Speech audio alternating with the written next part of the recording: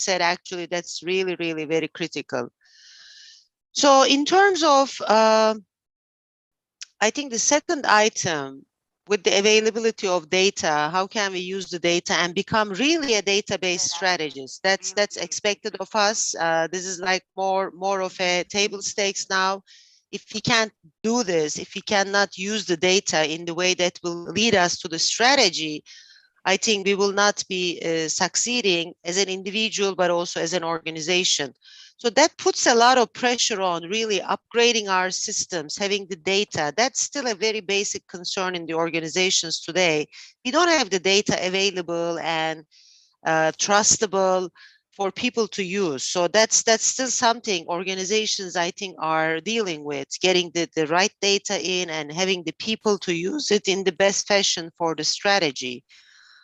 Of course, having the global perspective, I mean, being a person who lived in, three, four different locations, from Istanbul to Hong Kong to Dubai, and now in the US, I think for me, it's maybe easy to say, but you don't have to live in all these places. You can just make sure you understand what's happening globally, because it's impacting your work every day. So the fourth one, which I will actually talk the most today, because it's the essence of inclusive leadership, is the empathy. With everything that's going on with the digital transformation, technology, AI, everything, we still need this empathy element from the design of the solutions, but also from the day-to-day implementation of work strategies, and also connecting with our communities. If you look at the ESG agenda today, environment, social governance, social peace is totally focusing on the people and the communities. And if you don't have the empathy in today's environment, the expectation from our employees, but also our communities, is really for a company to act, understanding their needs and finding solutions at a speed, that's not like in 2 years, in 5 years. It is actually now and here you have to find solutions. So that having that empathy and understanding internally and externally is very critical. And with all these things happening, we can be distracted with the data, with the challenges, the crisis, everything that's happening. Being a big picture thinker is so important, because otherwise we will get lost. And as an individual, as a company, I think we have to see the big picture and make sure, we can address the right stakeholders at the right time with this broad strategy. Actually, I want to deep dive into the empathy and the inclusive leadership at this point, and why it is that important, even in this era of data, digital transformation, everything that's going on in the world in that sense. And I want to really talk about the 6 characteristics of an inclusive leader based on a model developed by Deloitte, which I still believe is one of the best models. Now, at the end of the day, what is inclusive leadership? It doesn't have to be like you are in a global position trying to manage all these multicultural people.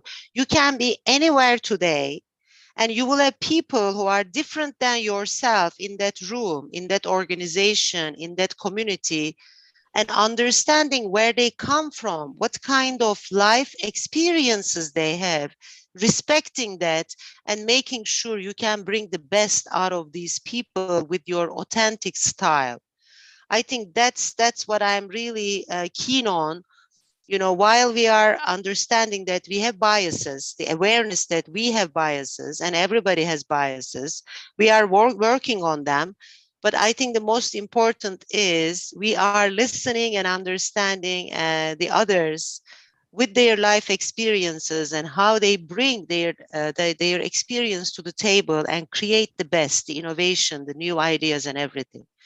So that's the reason we have to have this, like the open human understanding from all aspects, not only, the ears, the eyes, and all the 5, elements of understanding others we have to be using. And in the model I mentioned, which I like, the 6 characteristics of an inclusive leader, I will dive into these with some examples. But it's all about C's, and I like that actually. My personal values are also based on the C's, four C's. My personal values, it's about personally is confidence, courage, care, and communities.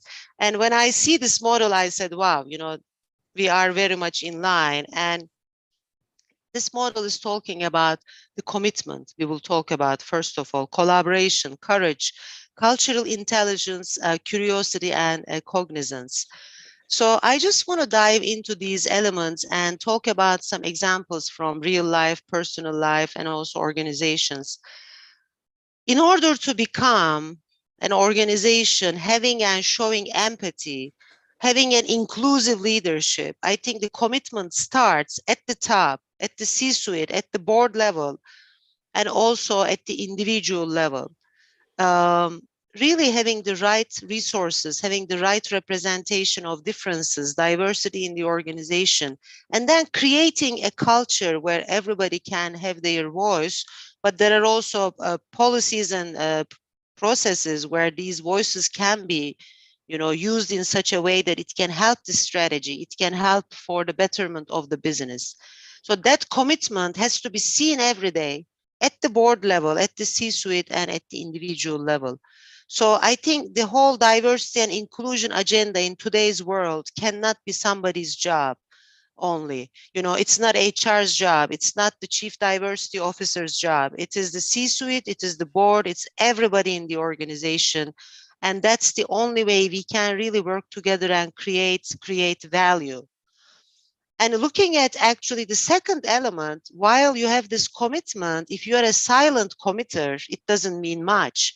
You should be able to have your voice. You should be able to challenge situations where people are making some, even like some basic mistakes about um, not understanding others or not showing empathy. I mean, you should be able to voice those concerns, and also seeking feedback when you make those mistakes. I think that openness to hear feedback and the openness to give feedback and the courage actually to have that kind of two-way feedback is so critical in organizations to have the right culture.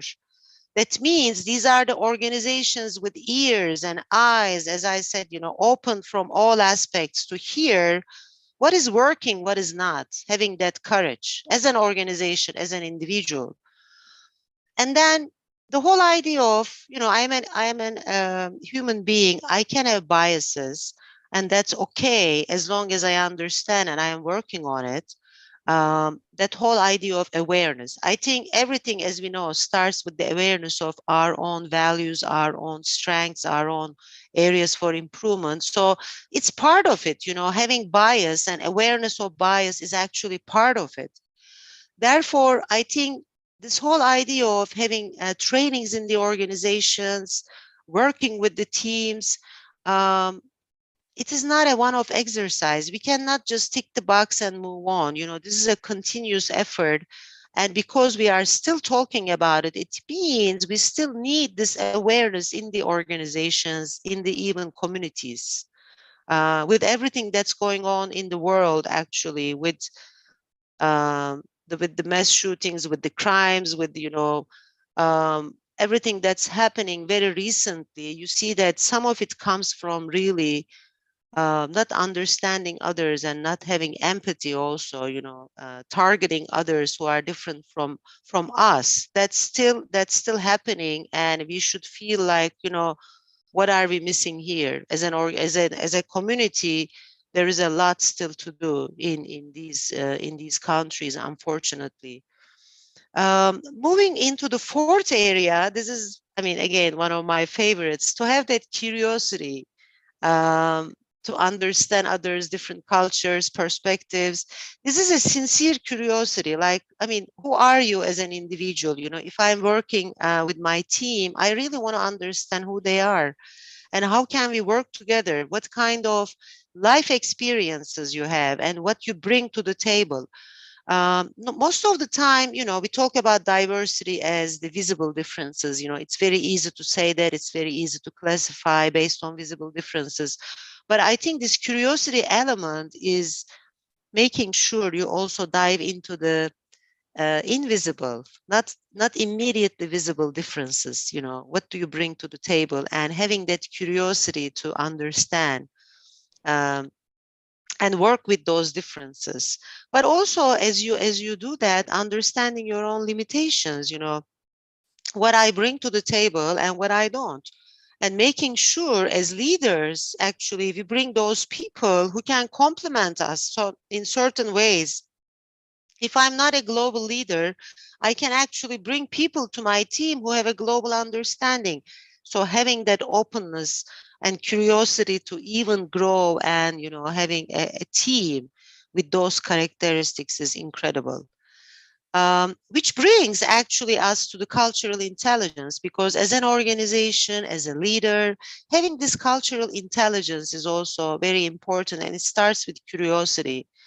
Um, but in order to do all of these things that I'm talking, we need to spend time on speaking of these differences, or where we come from, you know, what are the characteristics we bring, values we bring to the organization, and then making sure we understand the values of the organization and how they are connected. I worked in a company for 25 years, which was PepsiCo. And I always say this, you know, the reason I worked for 25 years in one company, because my values and the company values were in line. So if we can get that kind of synergy, then of course we will stay long enough in a company. But today we don't see that, we don't expect that. We know that the young people might actually want to have different experiences, but on the other hand, I will say my company at that time was offering me these opportunities to go and work in other countries, in other functions. You know, I worked in marketing, sales, HR, general management in Turkey, in Hong Kong, in Dubai, and US. So I had those different experiences where I was really getting also culturally interested and more intelligent than before. So I was improving.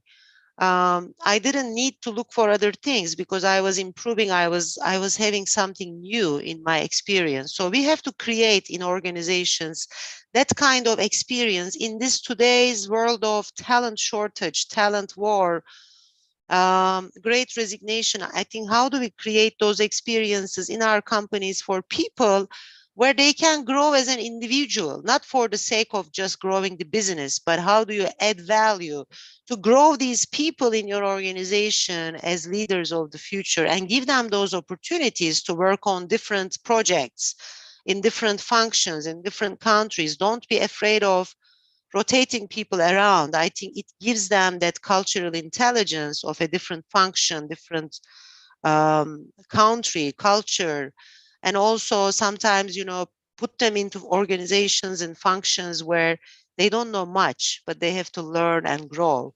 I think that, again, the courage of an organization to rotate its people will make it more culturally intelligent.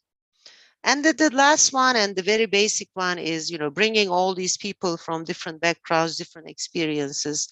How can we have the collaborative systems in the organization so that people can really work together? Collaboration is a very commonly used word, and it can be intentional, it can be, you know, part of the values of an organization. But in today's world, with all the technology and everything, if you don't have the collaborative systems and mechanisms in the organizations, it becomes only like sometimes a nice intention.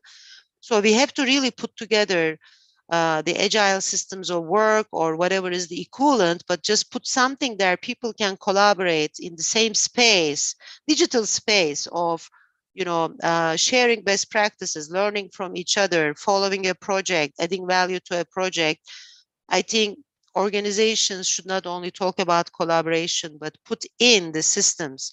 So if you look at all these six different elements of inclusive leadership, we cannot just say these are all soft skills and whatever. I mean, you have to make sure digitally, using technology, these things are, you know, enabled by an organization, so that you have the right training, you have the right systems, you have the right processes, even the HR systems. You know, we have to make sure diversity and inclusion is integrated in every HR actually program, starting from the performance management, continuing with the career planning, development, learning, it can't just be on the side a training of diversity and inclusion. In today's world, it has to be integrated into your mission, vision, ESG strategy, into your talent strategy, and into your talent processes. That's the only way we can succeed and make everybody, from the CEO, from the board,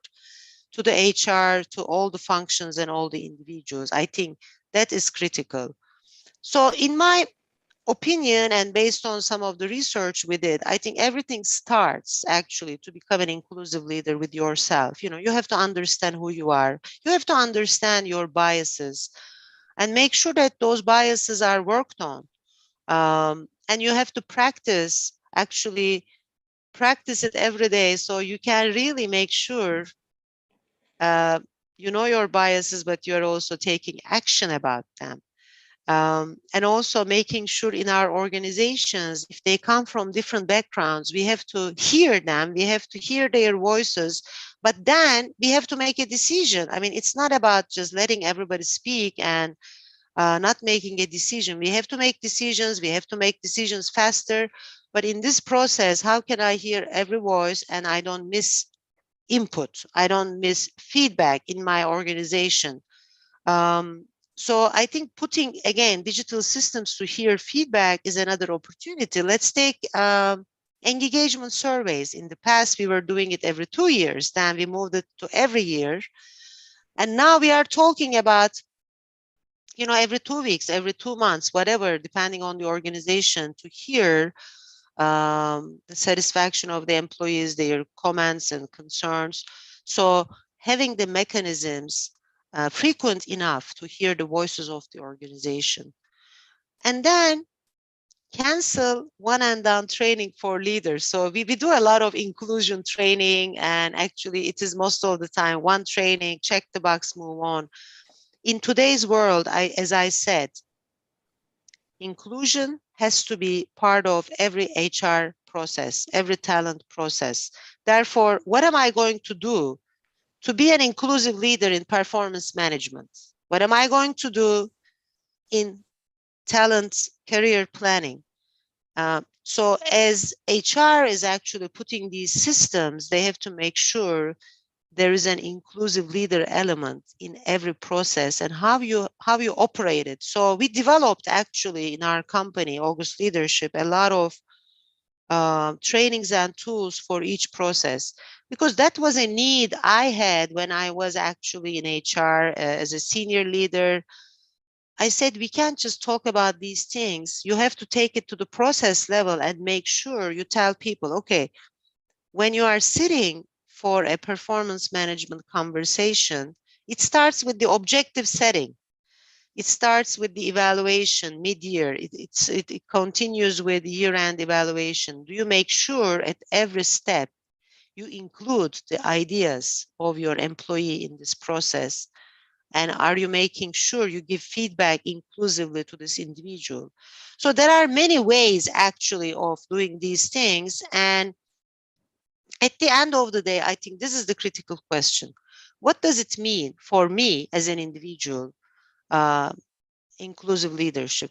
For the organization, what does it mean? For the function, what does it mean? So I think we have to really ask this question and then try to answer it as an organization, as a team, as an individual, and make sure we demonstrate those behaviors every day so we can learn, we can change habits, we can change some of our biases, or we can keep them in the background. You know, we really make sure we become inclusive in time, knowing our biases. I think that's doable, that's possible, and it's part of the overall, I think, curiosity that we talked about. If you are curious, you will learn about it and you will take action and you will do something about it. So as I said, I like their model, so I want to make sure I refer to the Deloitte model of inclusive leadership. And at this point, I want to say thank you. This has been a great opportunity to share some of my ideas, and I'm happy to take questions if you have any. Great look, Murad, to walk through. You know, people talk about leadership, and it's in some cases it's this thing that's so hard to define. we know the companies exist. We know that projects exist, operations exist. We know we've got these organizations, and we if they're large enough, they have leaders, or they have to have results.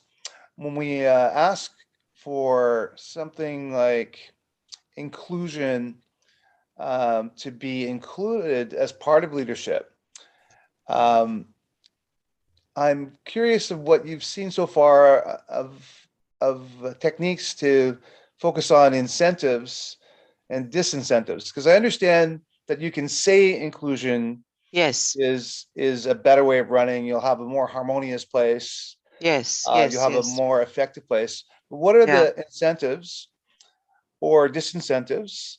Because we got human beings that yeah, work. There's a social contract between people, and is this evolution of understanding that, hey, we were doing this wrong before, now we're doing it right, and is it that sort of sweeping change? Is that, or what are you seeing? And because the language that you've laid out so far is these are all right things to do. That yes, you have collaboration in absolutely, place. This is a good tool. Have collaboration in place. But absolutely, yeah. is that, are we just telling our leaders, and is that we're hiring for it and we can tell them? Hmm, hmm, So can hmm. you talk a little bit about Yeah, incentives or disincentives? yeah. Actually, of course, you will talk about it and you will continue talking about it, but that's not enough. Mm, So the ways I have seen it's working from an incentives point of view, in the organizations, you have engagement surveys, for example, and within engagement surveys, we started adopting inclusion index as a new attribute, and you can take 5 or 6 specific questions related to inclusion. And when people answer these questions, the department, the function, the leader will have their inclusion index in comparison to other functions and the total company. So let's say if the total company score is like 80, and as a leader, as a department head, you might have, let's say, 60, that gives you an indication that this leader is not doing what they need to do as much as others. So there is something going on. So they are supposed to take care of this situation, right? And how this is related to performance management, again, in performance management, we are normally focused on business objectives and people objectives. So engagement surveys in most companies are becoming part of the people objectives. And at the end of the year, actually, your evaluation depends on how you did on business, but how you did also on people and the overall culture and inclusion. So that can impact your performance as a leader. So you have to do something about it and you have to take action. So that's one way of approaching it. The other way is there are individual leadership assessments. The very common ones are, of course, 360-degree feedback, or you might have very short and simple management or manager profile, effectiveness surveys. So only your direct reports will evaluate you and you will know basically where you stand. And these surveys do have now inclusion items. And then you might show a better profile than others, or you might show actually some gaps. And that's the way where you get feedback, where you get development, and people can really help you to get to the right place. But again, that's something where you will be visible as a manager compared to others. And you might show some gaps that you need to take care of. So this might affect your potential. The previous example affects your performance. So at the end of the day, the career models of organizations today are based on performance and potential, right? So either you have to perform uh, and make sure you are regularly performing and bringing value to the organization, and ideally, you will also have the potential where you can become the next leader. So if you have both, you are a high potential leader. Therefore, in these assessments or evaluations, you can look at the performance, which affects also your annual, let's say, rating, annual increase, annual bonus. Or you can look at the potential assessments where, okay, you have a gap and you may not actually get to the next level because you have these very serious gaps. You are not an inclusive leader as much as you are supposed to be. So those are some ideas, but also you can use it at the organizational level and say, okay, these are the values of my organization, and I want to give awards. I want to give recognitions to the people who succeed every day, every month, every whatever, in these values. So you can become actually rewarded, recognized as a champion of inclusion. You can be seen as a champion of diversity. So most companies do have also these recognitions and awards on top of the performance, on top of the potential, but also as a recognition element, which makes you even more visible and a role model for the organization. Excellent. Yeah, I like the way you frame that, to match the measurement to Mhm. drive the behavior, and then the shift where recognition is certainly, as we all know, it's a Yeah. huge motivator. It drives, it almost slips in. It's the kind of motivator that moves to intrinsic Mhm. incentive Mhm. as opposed to Mhm. extrinsic. Yeah. Um, Yeah. Fascinating. Absolutely. So No, I as we like look, that question actually because it made my also thoughts very clear about how we can. I mean, we are approaching it from different angles, but mhm, it is really about the annual performance. It's really about your future potential, and it's mhm, about your everyday recognition. So it can be handled in such a way that it's the short term and the long term mhm, evaluation of how you actually demonstrate your yeah. commitment.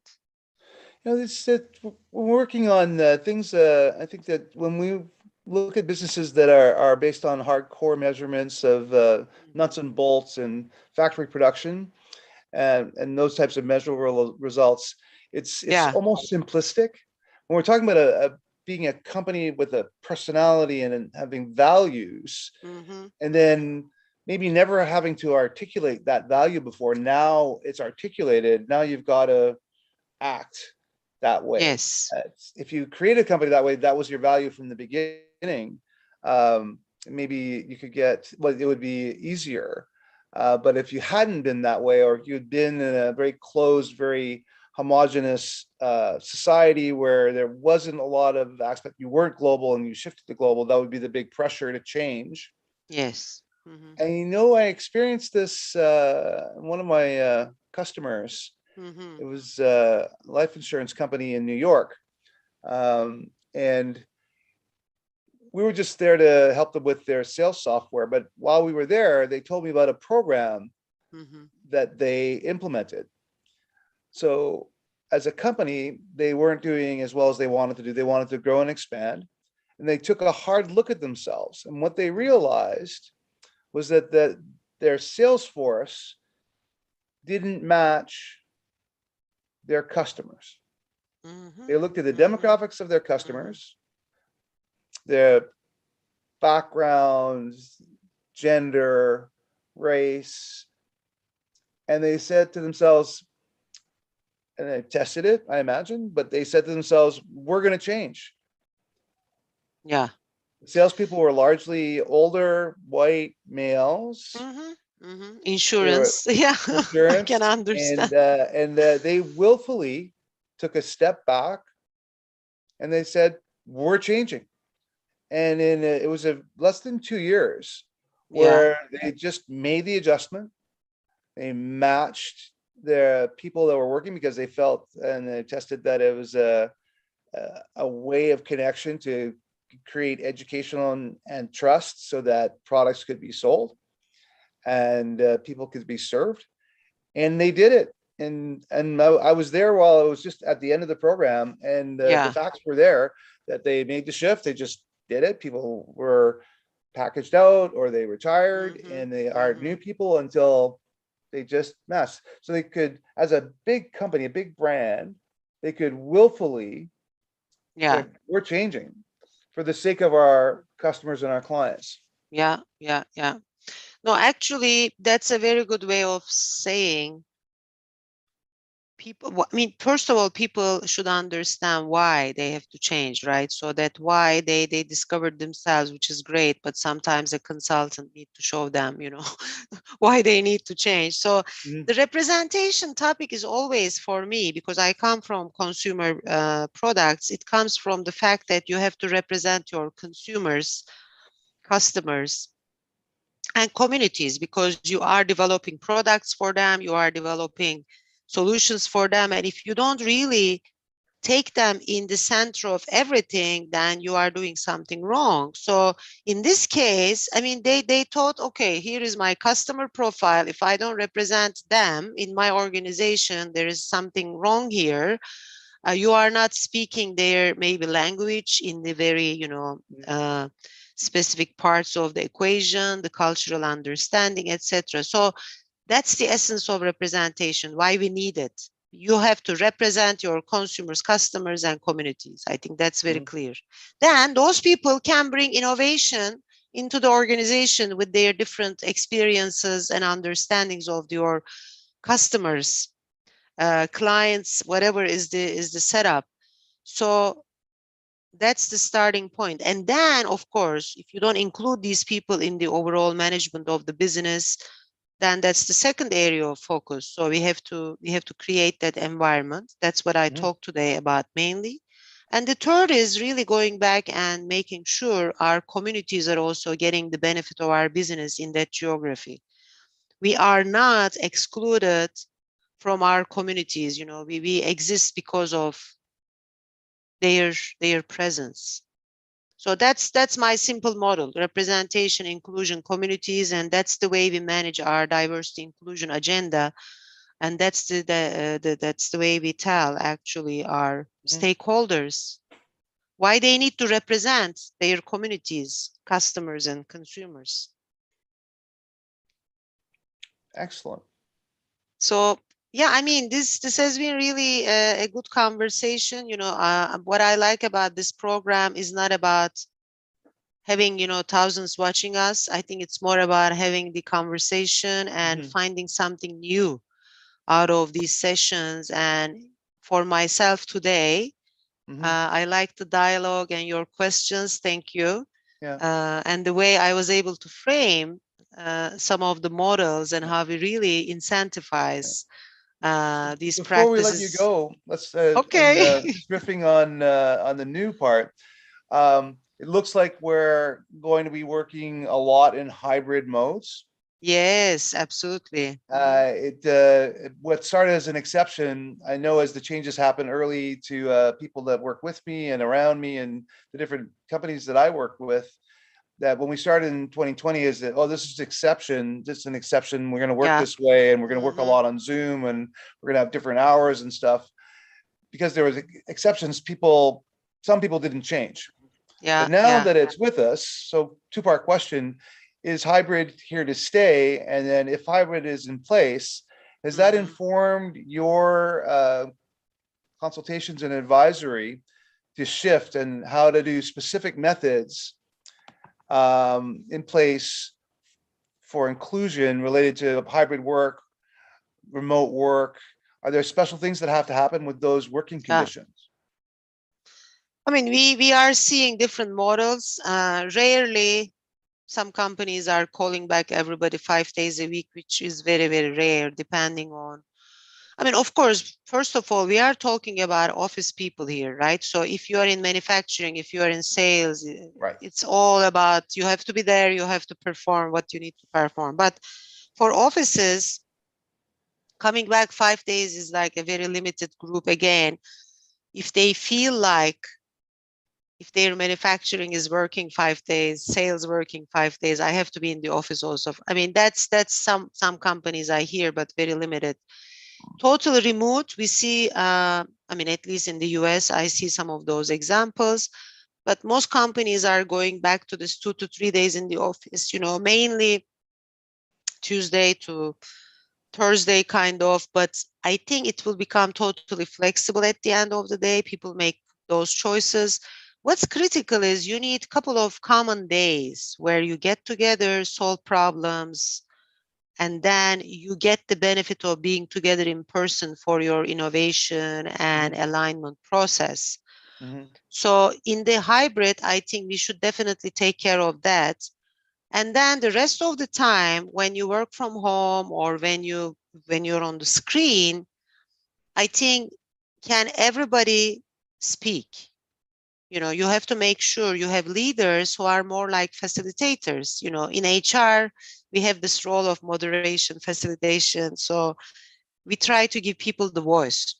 But now we want every leader to become like a facilitator because they have to hear the voices on the screen and then make a decision at the end. So if you are a dominant leader, or if you have dominant team members, what happens at the end of the day, three people will speak and the fourth one, the fifth, whatever, they will sit and cannot contribute in the meeting. So that's very important. I think we expect from our leaders to be facilitators at this point, give chance to people to hear every voice, and at the end of the day, make a decision and move on.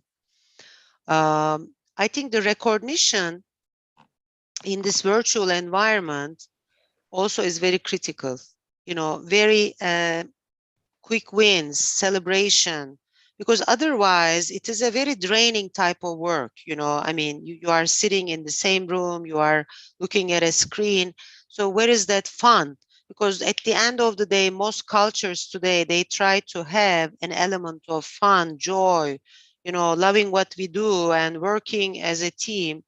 So if we don't get those recognitions, the in-person ones that were on the stage, that we were enjoying, now they have to be on the screen most of the time. So make sure you celebrate, make sure you recognize individuals, even for small wins. It doesn't have to be the best salesman of the quarter, um, especially link it to the culture that you want to shape, you are shaping. The values and how they demonstrate.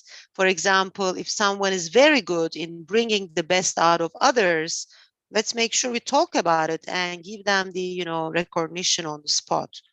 So what we are saying basically, then, leaders are facilitators or have to be facilitators. Leaders should be capturing the contributions of their people more frequently, recognize them more frequently, and demonstrates in front of others regularly, these wins. Mm-hmm. So create that joy. Um, so the role of leadership is becoming like an entertainer in a way, or facilitator, or an MC. So you really have to run all these things in a good way, really. Mm-hmm. Who knew we would all be television stars? Yes, I mean, not everybody is really comfortable speaking to people on the screen, and now we are training ourselves to do that, having the best look. I mean, if my face is within the right visibility, there are even trainings about this, as you know very well. So, yes, absolutely, things are changing, and beyond the paper presentation, that what we expect from leaders. Mm-hmm. I think your question is driving me to say things like, yes, the leaders are now becoming moderators, facilitators, and MCs of the day. Mm-hmm. Well, thank you so much. It's been a good look at your area of specialty and expertise. I always enjoy working with you. Thank you, I just had Rob. a, I just had a I had a quick question for Umran, if I could. Sure. There's a couple of things that slid in to your presentation, Umran, and I was parlaying my same experience within innovation, which is more my wheelhouse and forte. Yes. And I think you even mentioned it wasn't even on your slide, but you mentioned it. And I thought there's one small thing and one bigger question. The small thing was you had mentioned, diversity is everybody's job. And so I just had a check 5 minutes ago, and I looked online, and there's about 2,200 chief diversity officers that I could be able to find in LinkedIn. And if I view innovation the same straight, there was a real trend for a while to anoint these people called chief innovation officers. Yes, and yes. I think it was in vogue for maybe about 10 years, and over the last 5 years, it kind of dipped off, as I think the innovation groups realized, well, God, I know we have to centralize some things, but innovation needs to be a line member thing. Like it has to have some real teeth in it and some real stuff. And so I think you mentioned something around chief diversity officers and the fact, Yeah. I don't know if you, well, I don't want to put words in your mouth, but my take was, this really is a line responsibility that you just can't say that person over there is taking care of it. You want to speak a little bit to that? Of course, of course. I said many times when I was the chief diversity officer, I said many times, and my colleagues will say it, when our job is done, this position, should not exist anymore. Yeah. Because at the end of the day, it is everybody's job. It is, as I said, starts from the board down to the line manager and the front line and everybody. And there are many, many really very interested people in the organizations who will do their best to be diverse, diversity champions, inclusion champions. And we recognize them in different occasions. But still, the role of the chief diversity officer is to make sure I think there is a visible and transparent commitment about this topic in the organization. It is measurable. Everybody gets it or should get it. There are certain structures like employee, resource groups, how you hear their voices, how they can bring innovation from their end to the organization. So yes, today we still need those like individuals or teams to make sure things are running in the way we want. But the future, I think it should be really everybody's job. And that's the way we integrate it into the performance management system. As I said before, culture, inclusion, diversity is becoming more and more part of performance management in the people side of the equation. Digital is the same, chief digital officer, chief data Right. officer. I mean, Yeah. yeah, if you want to make something up and running, I think you first bring that person.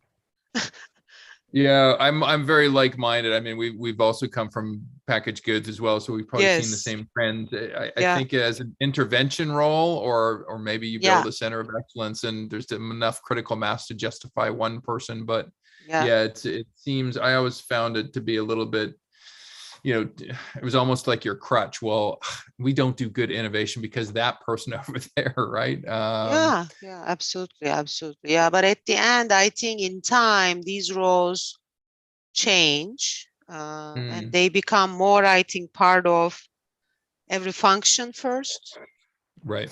and then every individual ideally. But in today's world, unfortunately, I can't say you in the next 3 years we will see this trend that it will change. It is not happening that fast. Well, and I don't know if I should even give the big question because it could lead to a big answer that will be done on time. But and I'm a friend of diversity and inclusion. I know this question sometimes gets asked from people that probably aren't friendly to the notion of diversity or give it lip service.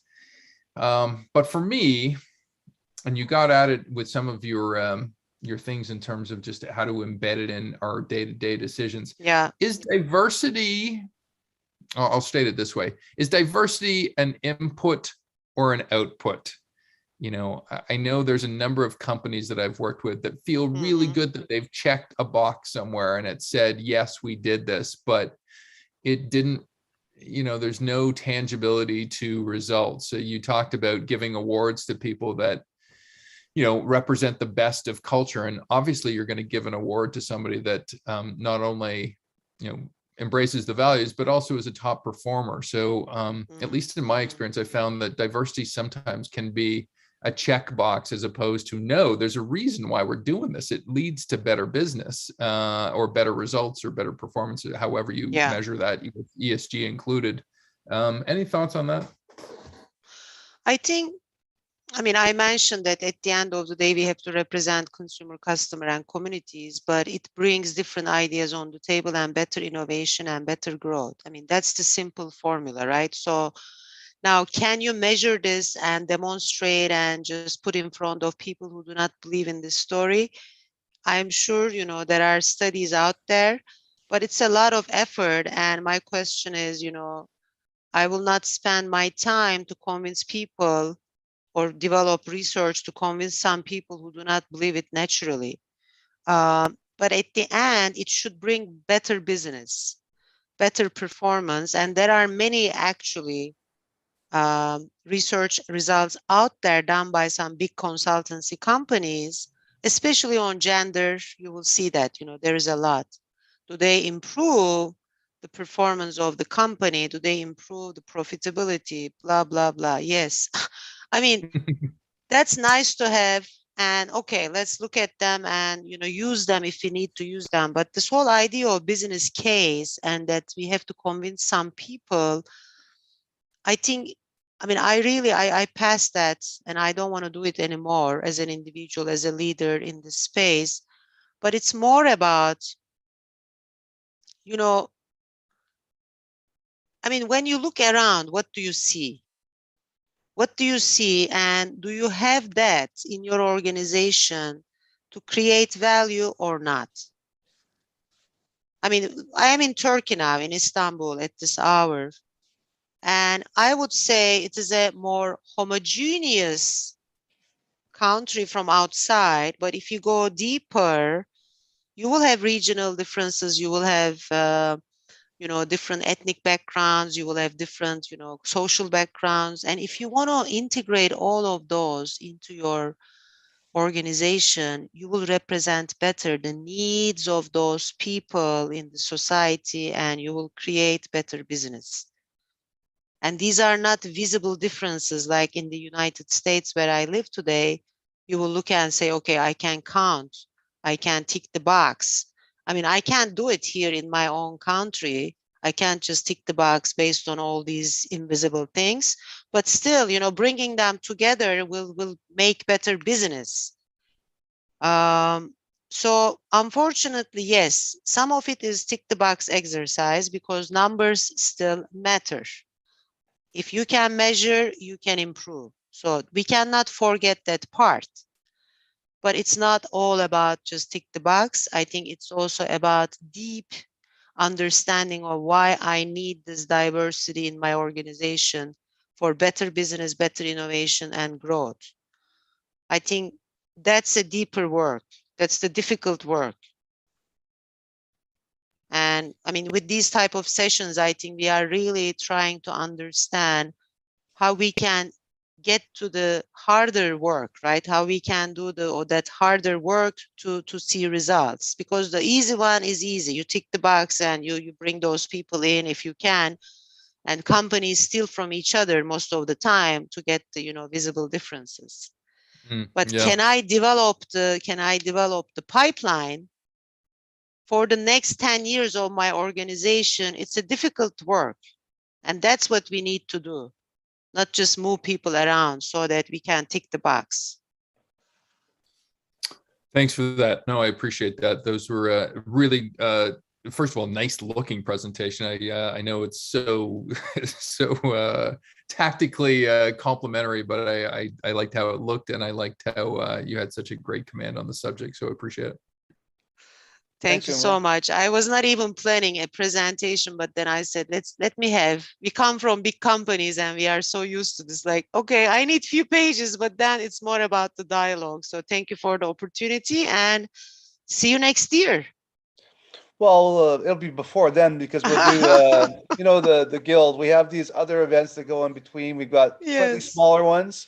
I think that we would love to have you back for an atelier, a workshop, and focus and find a good problem to get your teeth into, good group to build some things together along the lines and challenge each other, right? Challenge each other for exactly. better results. Absolutely. Thank you.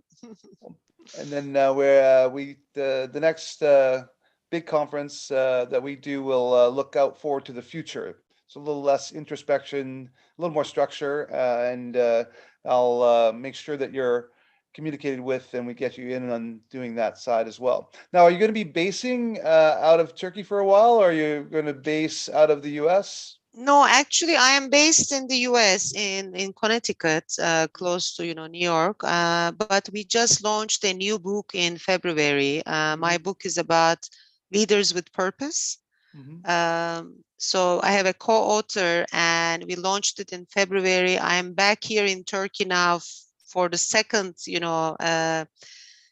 kind of tour, let's call it, because we just finished the first, published amounts, and we are moving into the second round, and it will be our efforts to make sure we voice more of our findings from the book. Excellent. So you give us a little blurb on the book?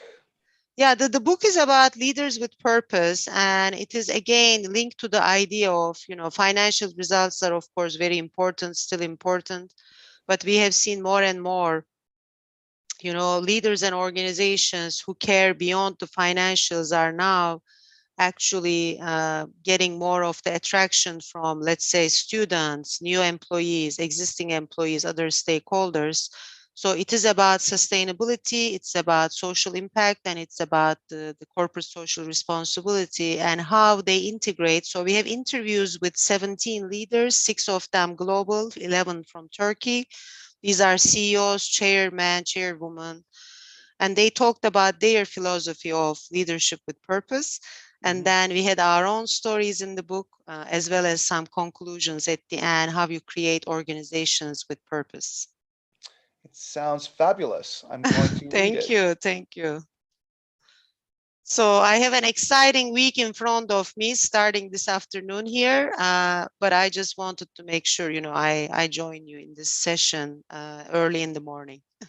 Thanks, Imran. Always a pleasure. Thank you. See you soon, and stay awake. This is good. This is very good. So thank you very much. Okay, see you. Thanks, Bye. Imran. Bye-bye. Bye now. So good morning, good evening, good afternoon, wherever people are. Denise, it's good to see you. Sonia, good to see you. Nicolette. We've got Swan. Oh, did you pause it and do it up again, Rob? I'm Sorry, about to do that. Oh, so I'm just going to welcome everyone, and we're going to stop the video and start it. This is how we do our pre-production, post-production, all at the same time. I'm just going to stop the video and then restart it and do that. And I am amazed you guys still look so awake. Well, Good morning. We had a session earlier on, Sonia.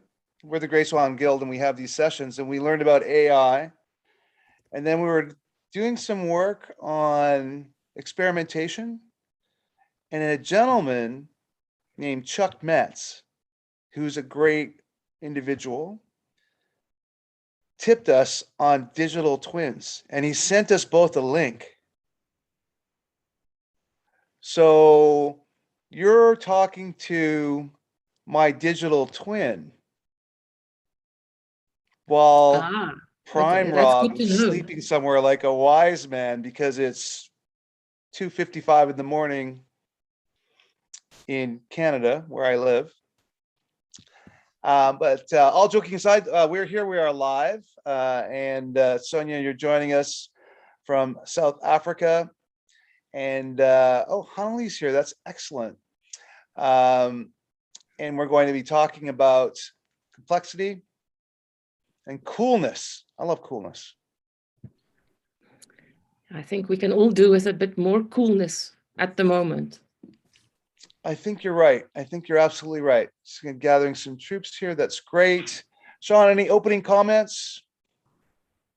I'm really looking forward to Sonia's take on this, because we've had some brief chats earlier about sense making and complexity and futures. And sometimes I've said, look, they seem to be playing on the same team, but they don't pass the puck to each other as much as I'd like to see. And so over the next hour, my hope is you will split the atom, and this will all become so much more clear. So high expectations here.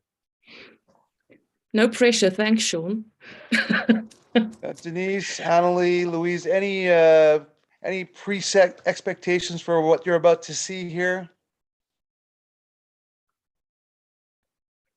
No, I was just intrigued by the title. Who doesn't want coolness at any time, no matter what time of the day? Good point. Good point. Yeah, I'm really looking forward to the session. Hi, Sonia. Lovely to see you. Hi, Louis. Yeah, I happen to have the fortune of spending a few hours with Sonia recently and given me a bit more insight into complexity. And it was really brilliant. And I was left wanting more. So I'm really looking forward to this. Well, that's great. So we've got a good room, workshop size. You can run it as you like, Sonia. At the Grey Swan Guild, we run experiments. It's always a lab, and we're flexible, fast, and furious all at once. Great. Without further ado, I'm going to hand over the Zoom baton to you. You've got control over things. I saw your slides briefly pop up, so you're a co-host, and let's go. Yeah, thank you. And it's actually nice to be presenting to a small group. So I want to invite you guys, at any time. I don't think I'm going to do, like formal Q&As and things unless, right at the end maybe. But, if you have a question or a comment or anything, just kind of, raise your hand. And Sean, while I'm sharing my screen, if I miss a hand, please just let me know, just interrupt. So I'm very excited to chat to you guys today. So I've been working in the field of complexity for about 2 decades, complexity and sense making. Cool is a bit more of a recent, something that emerged more recently in my collaboration with another South African called Casper Olofsson. And we position that as an acronym for the meta skills that you need to be effective in complexity. But we'll get around to that towards the end of the presentation. So I think I'm going to start sharing my screen. Let me just get to the slides. There we go. Are you able to see the slides? Everybody good? Yeah, so the topic today is cultivating complexity fitness and becoming curators of cool.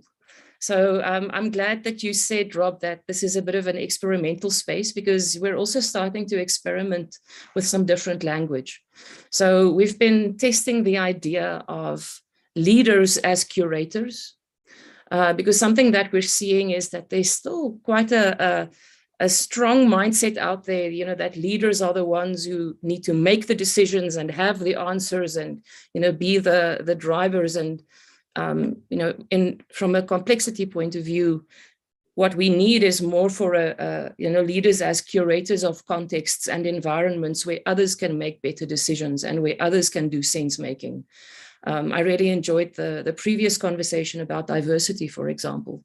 We really need to draw on the diversity and the wisdom that's available in our organizations and let go of this idea of, the all-knowing decision makers right at the top.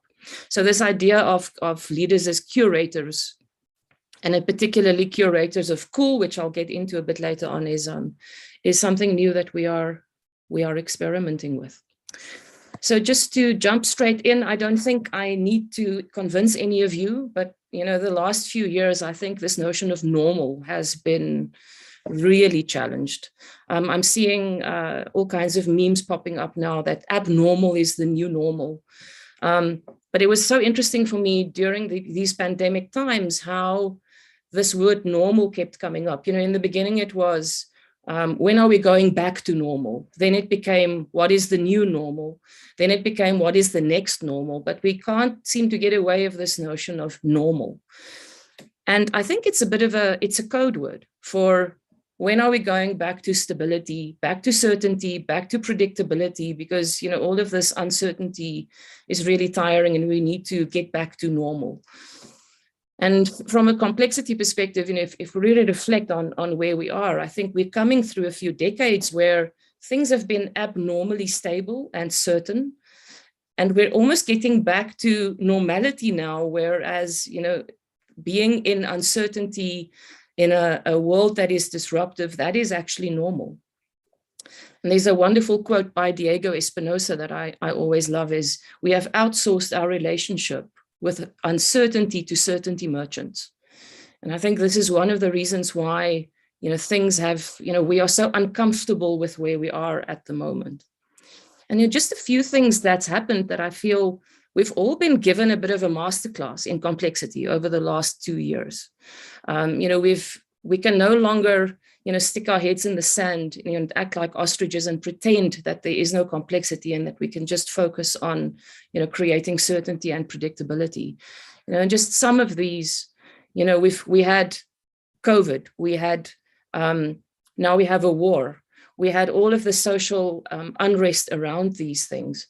And, we had even, in the greater scheme of things, smaller things happening, like the Ever Given that got stuck in the Suez Canal. But all of those just kind of brought across that we live in a world that is not linear. Small things, like one ship stuck in one location can disrupt supply chains around the whole globe. Things are not happening in predictable ways.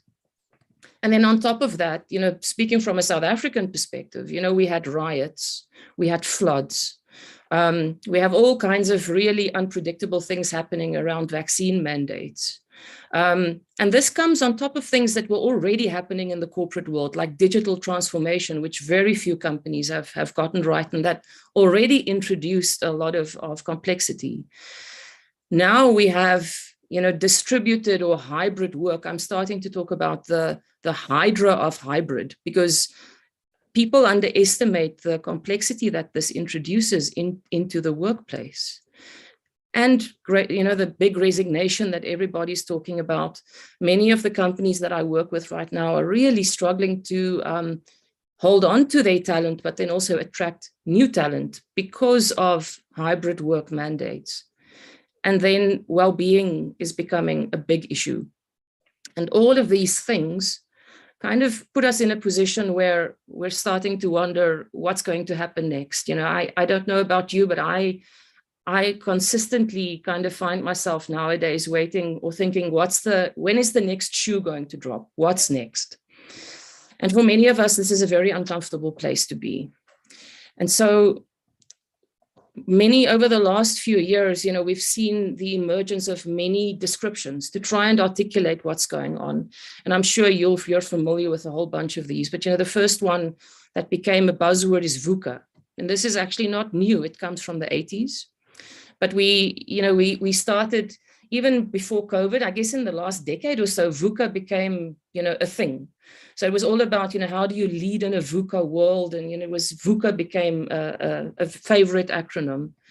Then there was another one that emerged called Barney. And now we have a new one called RUPT. So we just have this, it's almost like a proliferation of acronyms trying to define or to articulate our experience. And to my mind, they all describe the same thing. And that is our experience of complexity and our discomfort in being in this uncertain, ambiguous environment.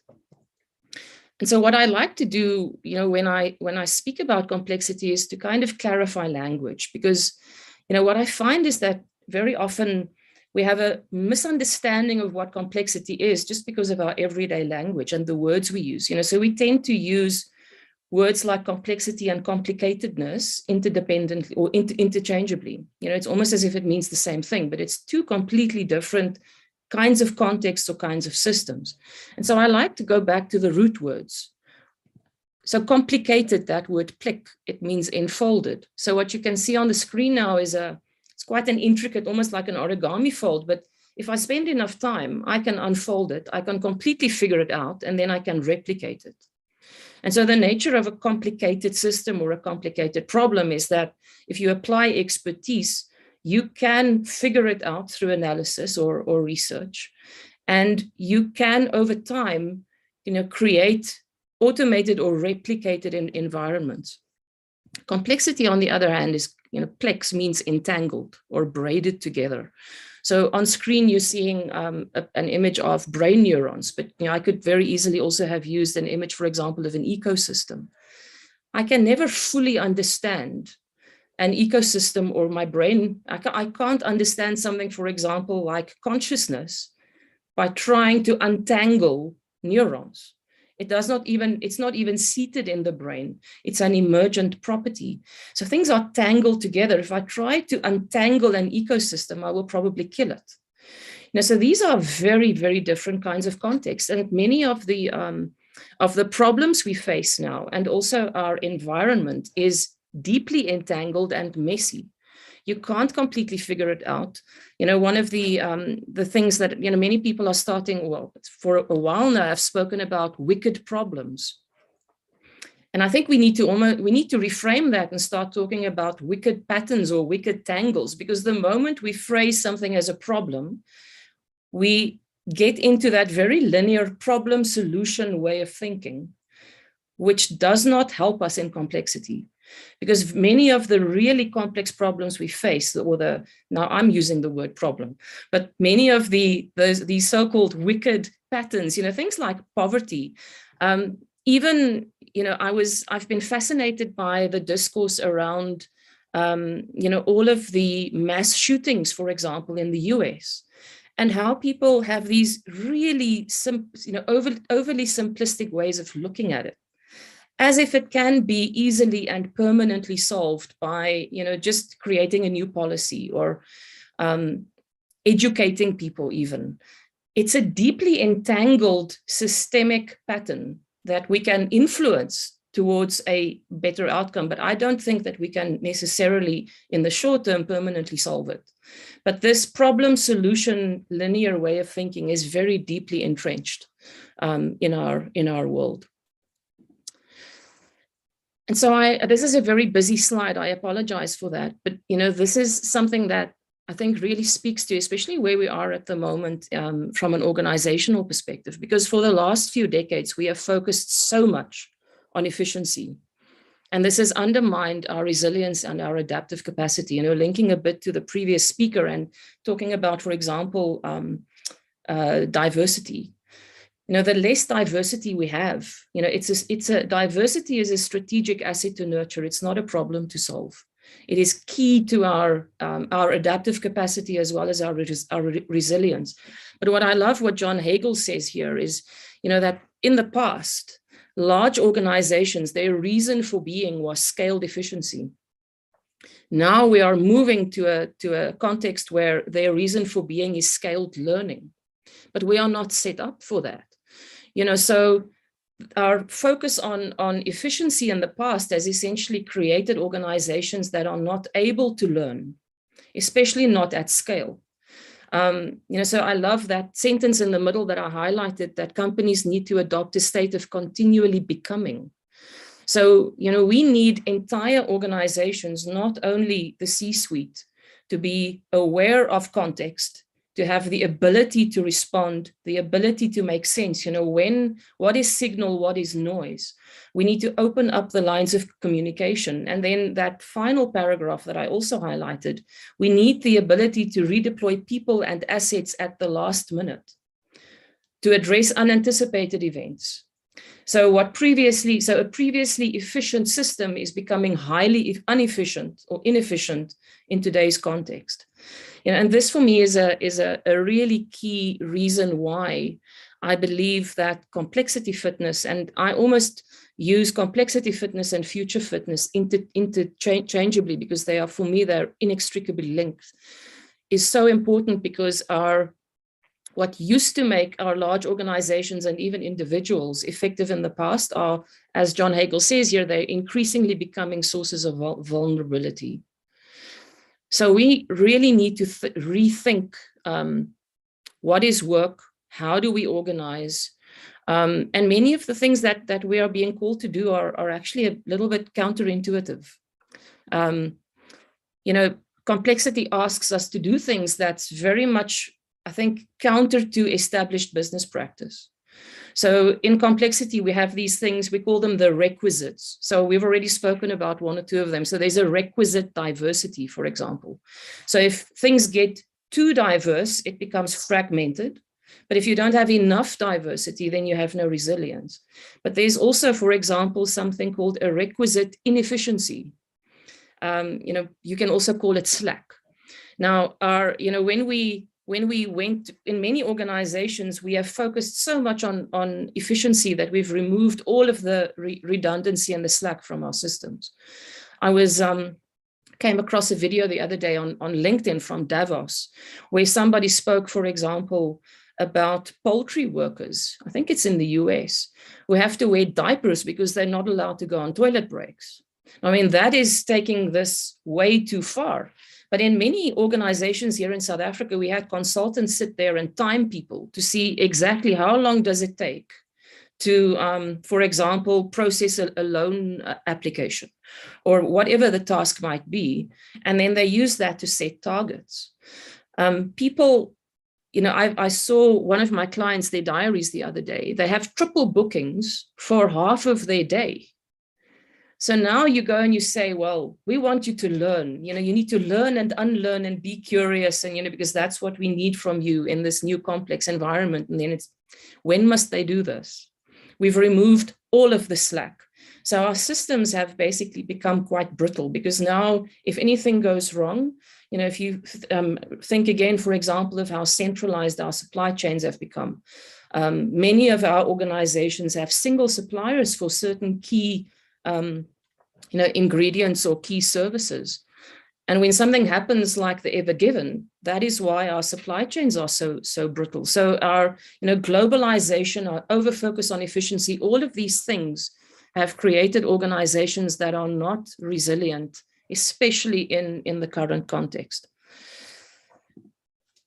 So I'm a bit of a blogger. I don't know, some of you may have read some of what I've written, but this comes from a blog post from 2016, and it's been one of the analogies that's worked probably better than most.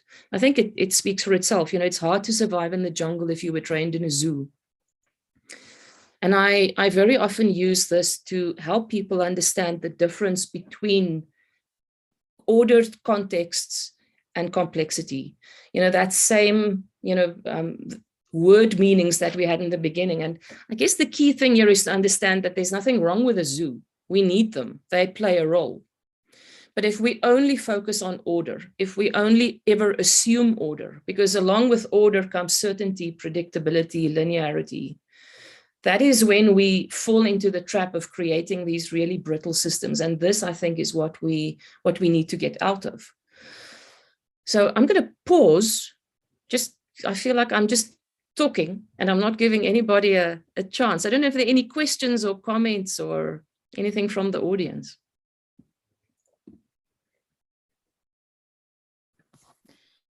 First of all, I love your zoo quote, by the way. I think it's totally appropriate. I guess, and we may cover this later as well, but I've almost had over the last, let's call it 6 months, I've kind of put more of the importance on complexity, and I've just had various things in my professional life that have made complexity and sense making make a lot more sense to me. Like, but there's a but in the sentence, and I guess the but would be, the world is so conflicted with all these different issues that you've so eloquently posed here, and yet the world is so distracted as well. So, you know, for somebody that's really good at complexity or sense making, is able to surface all of these different complex and complicated entanglements, there's almost a need to then distill it back to this audience that probably hasn't done the sweat work and needs to hear something that's maybe a little bit more soundbitey or a little bit more chunkable in their distracted day-to-day lives. Do you face that? Do you see that dichotomy between the stuff that they need is the stuff that they're least able to hear? Yeah, no, we definitely see that, Sean, and it's I mean, some of the statistics are actually quite mind-blowing in terms of, you know, people, for example, not being able to concentrate for longer than a few minutes. I was watching a video yesterday about the rise of TikTok, for example. And so we are continuously distracted. Actually, one of the things that we're starting to talk about is that one of the things that you really need to focus on curating is your attention. Because if you don't, I think it's Casper first. I don't know exactly who said it, but I heard it from my friend Casper. He says, energy goes where attention goes. And if we are continuously distracted, we're just not able to make sense. We become completely overwhelmed. So I guess it's a question of, how do we set boundaries to what we expose ourselves to? I guess that's the one thing. But yes, the other thing is that sometimes it feels to me as if people have lost touch with reality, especially in large organizations. So when 80% of your team can't make a thinking or a strategy session because they are triple booked on all of the times that you wanted to set the meeting, how is that okay?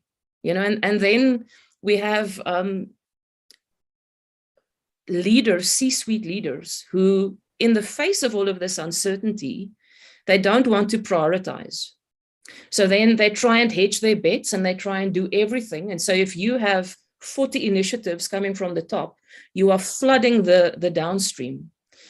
And people only have so much capacity.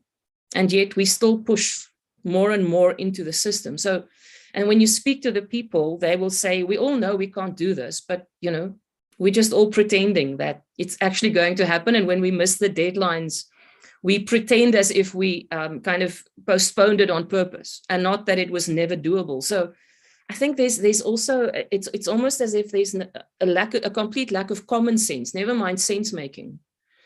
That's emerged, and I don't really have answers for it, but I think curating our attention and really focusing on managing or stewarding capacity and energy, I think those things are becoming more and more important. I'm not sure if I'm answering your question, but we are definitely seeing it.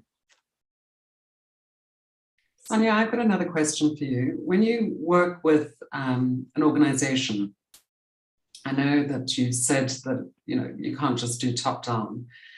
So engaging perhaps at different levels. How do you actually, I mean, apart from waking people up to what is, how do you actually go about helping them to implement change? What are the practical ways that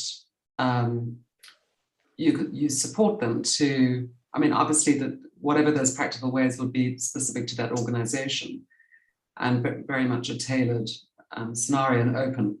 But how do you support them to actually bring those changes about?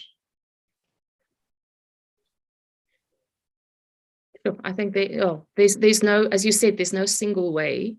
I think one of the key things, so yes, you need to work top down and bottom up, but I think what we're starting to see now is if you cannot work at senior enough levels, a lot of the change that you try and implement in the lower levels of the organization simply, they just hit a ceiling, they hit a wall. A big part of this is reframing how people think about change, to be honest. I think there's I think what Swan said in the previous session, this whole idea of we now have heads of resilience and heads of diversity and, heads of change. Those, I think we need to get out of that hierarchical thinking. That's the one thing. And then we also need to stop thinking that change is about change management. I came across it's one of my new favorite authors. He's a process philosopher from a university in the UK, Robert Chia, who wrote an article who said, managing change by letting it happen. And so I think if we can reframe change as something that we impose or that is imposed on us or that needs to be managed, and we start seeing it as natural, that change is actually the lifeblood of an organization and that it's already happening. I think that is the key thing. And then to start focusing on what we call adjacent possibilities. So there are areas in the organization where the changes that you're looking for are already happening. How can you put energy and fuel behind those? So kind of how do you fuel that evolution and dampen some of the things that you don't want to happen, instead of trying to impose change. I don't know if that makes sense at all, but it's shifting from a focus on things and objects and making things happen to a focus on flow and seeing the organization in its totality as a flow system, and that some of these changes are already happening. So, and there are many practical ways that you can do that, but I think firstly, you need that shift in thinking. So I'm gonna go on, and then maybe some of this will, I think, maybe be addressed a bit later on. But I think one of the things that I really like to do is to normalize the complexity, because many of us hear the word and we almost switch off. I think, there are very few people who actually, I think there's something about me that might be a bit weird, because I get energized by complexity. I like it, but many other people are like, oh, we need to simplify it, or we want to ignore it. When you read the Harvard Business Review, when they do write about complexity, for example, usually there's a verb that goes along with it that's got something like taming complexity or simplifying complexity. But the fact of the matter is, we all already know how to navigate complexity. So we're born as complex systems. We already touched on the brain. Our gut biomes are complex. Consciousness is complex. Our bodies are complex systems. We are born into complex systems called families. I always say to people, even young children know how to manage complexity. They know exactly which parent to go to for what. If you ever go to, or if you have a extended family event, you understand complexity. If you have a teenager, I think one of the most complex jobs in the world is to be a parent. We live in complex systems called cities. We work in complex systems. So we're surrounded by complexity, and we even go there on holiday to ecosystems, and we do it for hobbies. We go to our gardens. So complexity is all around us. It's not this thing, this new emergent thing that people now read about in the Harvard Business Review. It's always been there. The problem is that we can't simplify it, we can't tame it, but we can navigate and harness it. And again, you can simplify complicatedness. And what tends to happen is when we find ourselves, especially, as we say, in to what I said just now, decision makers or senior teams, when they are confronted with complexity, very often what happens is they tend to overcomplicate. So they introduce more complicatedness in response to the complexity. And in the end, what you sit with is, organizations with so many initiatives on the go, such complicated processes. Those can be simplified, the complicated elements, but you can't simplify complexity. And interestingly enough, complexity is actually quite simple when you're able to see it. There's a different kind of simplicity on the other side of complexity.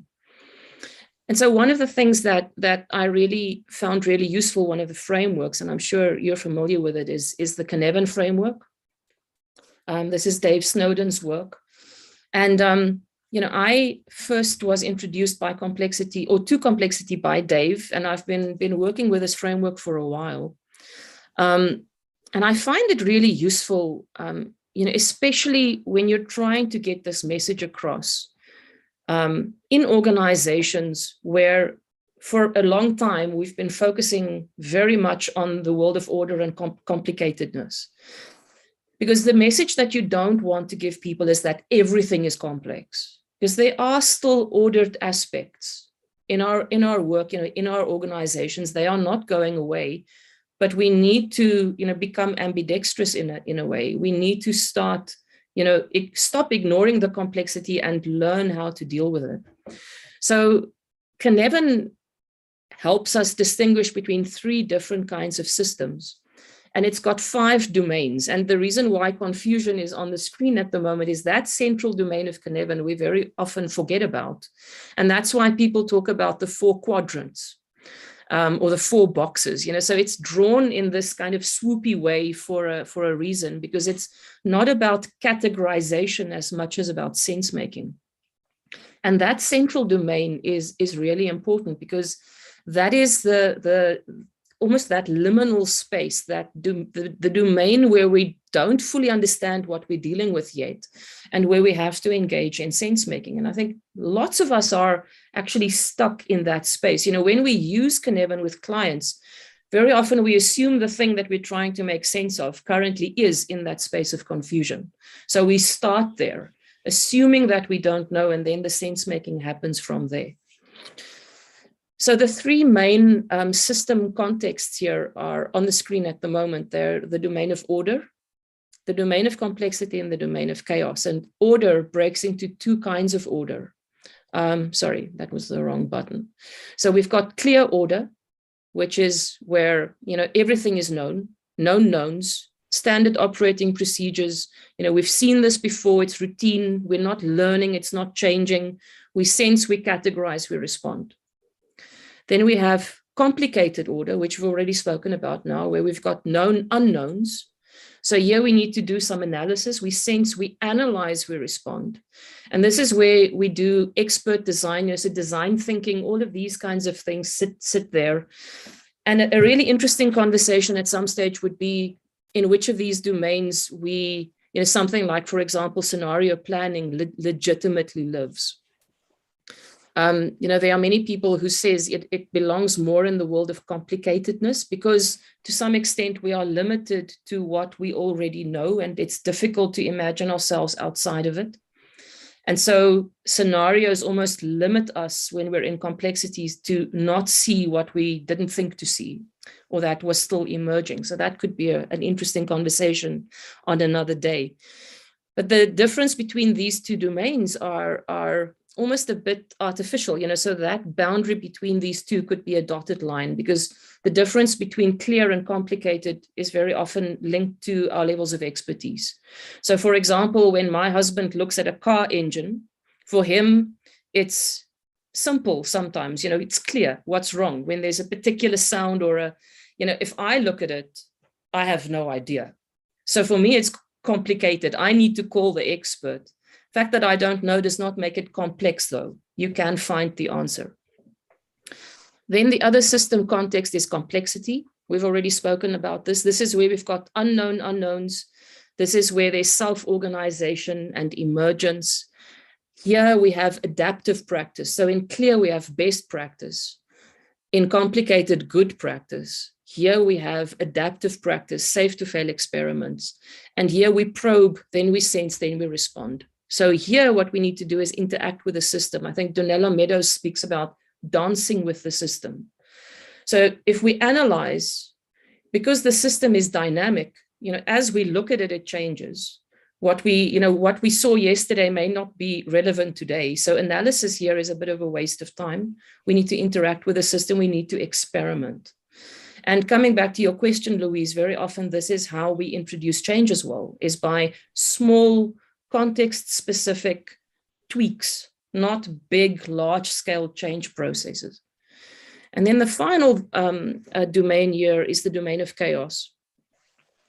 And this, very often people confuse chaos and complexity. So the moment they find themselves in a heavily entangled, confusing space, they say, oh, this is chaos. But for us, chaos is a domain of crisis. There's unknowable unknowns, or black swans would live in this space. It's crisis, and it's also the domain of innovation. It's really interesting. We saw this with COVID. When the crisis hit and we had to all figure out how to work from home, how to keep our businesses running, all of these old processes and all of the policies that said, certain people couldn't work at home, et cetera, that we could never challenge, suddenly they became open to challenge. So very often innovation happens when we find ourselves in chaos. So here what we do is we act. We don't have time for experiments or an analysis. Then we sense, and then we respond. And coming back to what you said, Sean, about managing attention, I think, especially when you're dealing with senior leadership, they should not be spending too much time thinking about or making decisions that sit in the order domain of this framework, because that is where you can legitimately, you can delegate to experts, you can delegate to people you trust, But these two domains are not, you're not supposed to be, spending too much time there. Leaders at the moment are called to function in complexity. But what we find is that because we're dealing with unknown unknowns, so you can't know, you're in you're continuously kind of in this ambiguous, uncertain space. Many people tend to go back to this domain of complicated, where they can feel competent, where their expertise, kind of what brought them to where they are. And so a key part of what we do in organizations is to help people make sense of where should they legitimately be spending their time? Where must they be automating, or where must they be delegating? And where must they deploy the human wisdom that we need in complexity? So I'm going to pause again. Sonia, earlier this century, this day, we had a session that was talking about experimentation and applying experiments. And I see the word experiment over in the left-hand quadrant on complexity. Perhaps you can discuss, like we were talking about why experiments are being done, when to do them, whether they're effective or not, and trying to lay them out in some more organized fashion. And we had many debates over, is experimentation dead, or is it being done wrong, or is it being overdone? Have you thought through, or have you given people advice as you go through, or you're going through confusion, when to apply experiments or to change experiments given what you understand, what context or what domain you're in? So we talk about, you'll see that I've got this notion of safe to fail experiments there in complexity. And I link that quite strongly to the notion of how do you create a culture or an environment where things become safe to try. And I think some of the reasons why experimenting, it's really interesting when I use this word with my corporate clients, and it's getting a bit better now, but in the past, there's almost an allergic reaction to the word you need to experiment, because experiment comes with failure, and that's, but if you can understand that, when you're in complexity, if you really are in uncharted territory, if you're dealing with unknown unknowns, one of the worst things you can do is to put all your eggs in one basket. This is one of the things, the problems that I have with the way that many people apply design thinking, for example. So it starts with, empathy, et cetera, but they converge on what the problem is, and then into that problem solution linearity, I think way too soon. They almost need to focus on initially on how do we design experiments to probe the problem space before we converge on, okay, this is the problem, and now we're going into this linear iteration. And so I think, coming back to your question, I think we need to think about, so when we are in complexity, when we're dealing with unknown unknowns, when we're in a space where there is no existing expertise, or the things that we've tried, from that expert perspective is not working, we have to experiment. But then in our particular context, what does safe to fail mean? Because that is very different in different contexts. If you're in financial services, a heavily regulated environment, then there are certain areas where you can't safely experiment. So then to run experiments there, it's just stupid. The risk is too high. But so where can we safely experiment? And then to put boundaries, create a safely contained, safe to try space where those experiments roll out. One of the other things that Dave Snowden talks about a lot as well is the importance of running portfolios of safe to fail experiments. Because I think this is the other thing. Very often experiments masquerade as small, real projects. We try one thing and then we experiment to see if it works, so we're kind of in a linear iteration. We're not really experimenting. So experimenting is almost, how do we seed the space with multiple experiments? It's almost like sowing lots of seeds and seeing what grows. But I think this idea of what is safe to fail, because I think that allergic reaction comes from experiments that happened that weren't safe to fail, and then we had failures that we couldn't afford. So that would be my 2 cents. I'm not sure if it was helpful. It is. It's in line with certainly my thinking. You know, I'm well schooled in innovation and experimentation. When I think about Edison trying 5,700 different elements to see and never giving up, and just saying, well, wait a second, we found out 5,700 ways not to do this.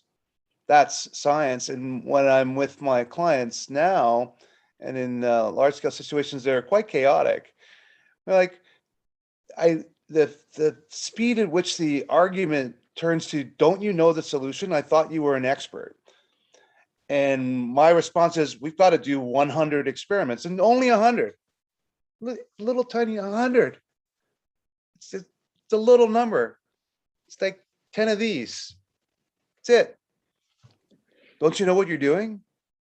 We can't take that risk. You just said the opposite. I'm taking away risk by doing experimentation. Yeah, that's one of my current frustrations, because I'm just trying to bring it back. I just want experimental design to show up. I don't want to design the system. I want to design the experiments. And it's like, don't you know the answer yet? No, I don't know the answer yet. And the interesting thing is, what people don't get is nobody can know the answer. You know, and it's and in a context like that, to put all your eggs in one basket, you know, it was a really interesting conversation yesterday on LinkedIn around strategy, and one person saying, you know, from a military perspective, you know, you need to deploy all your troops in exactly the right place and then focus. And then somebody else was saying, well, you know, that's a sure path to destruction, because if you put them in the wrong place, you have a problem. And there was this whole, you know, conversation going on. But I think the ability to be situationally aware and to adapt really quickly, you know, going back to John Hagel, you know, a really interesting conversation for me, Rob, is how do you create a culture of experimentation? How do you create a culture, or how do you create the conditions in an organization where it's not only the select few who gets to be innovative and who gets to try out ideas, but it's almost a way of being, because you've set the boundaries quite clearly so that people don't, you know, experiment where they shouldn't be experimenting. But, you know, I think, where have you done this before? What is the answer? What is the one right way of doing it? We're not in that world anymore. That is the zoo. That's not the jungle. And the interesting thing, something that I almost forgot, it's on this slide. Right here at the bottom, you know, you'll see when Cynefin is drawn, there's this little hook at the bottom. So if you could see that boundary between clear and chaotic in 3D, it's a cliff. So you fall from order into chaos. And very often, you know, so we talk about the cliff of complacency, but it's also, you know, when you impose too much order on a system where it's inappropriate, things tend to collapse into chaos, you know, and you know, what this conversation we just had, either we want to control everything so tightly that we're not able to respond, or this has always worked like this. I have a client in innovation, in insurance a few years ago, who said to me, innovation has worked like this for 100 years. Sorry, no, I keep saying innovation. Rob, you're in my head. Insurance has worked like this for 100 years. It'll work like this for 100 more. That's approaching that cliff. And then very often what happens is you fall into chaos, and then people try to force it back up the cliff into order. And then you get that pendulum effect, rather than sitting in the discomfort, going through the confusion into complexity, where you can experiment and find new things and explore. So this is a very useful framework. It's not always about putting things in exactly the right domain, but it's about the conversations that you can have, engaging in the sense making. I don't know if I'm not able to see the time, so I don't know if one of you can give me a time check. I don't want to pause for so many questions that I run over time. So we've got another 18 minutes. Okay. So I'm going to move on from this, and then we can have a conversation towards the end, I think, because I want to segue a bit into complexity fitness. And I think the one thing that we know is that these waves will keep coming. We need to learn how to surf. The complexity is not going away. Our certainty merchants are not going to be able to give us the certainty we're looking for. So, we need to cultivate our own fitness. And so one of the metaphors or the analogies that we're starting to look at here is looking at who are the people who are really good at being in completely unstable environments. And one of them are surfers. And if you look at surfers, I'm not a surfer myself, so I must be careful what I say, but many of them do Pilates or yoga or something similar, because their ability to be in this very unstable environment comes from a strong inner core.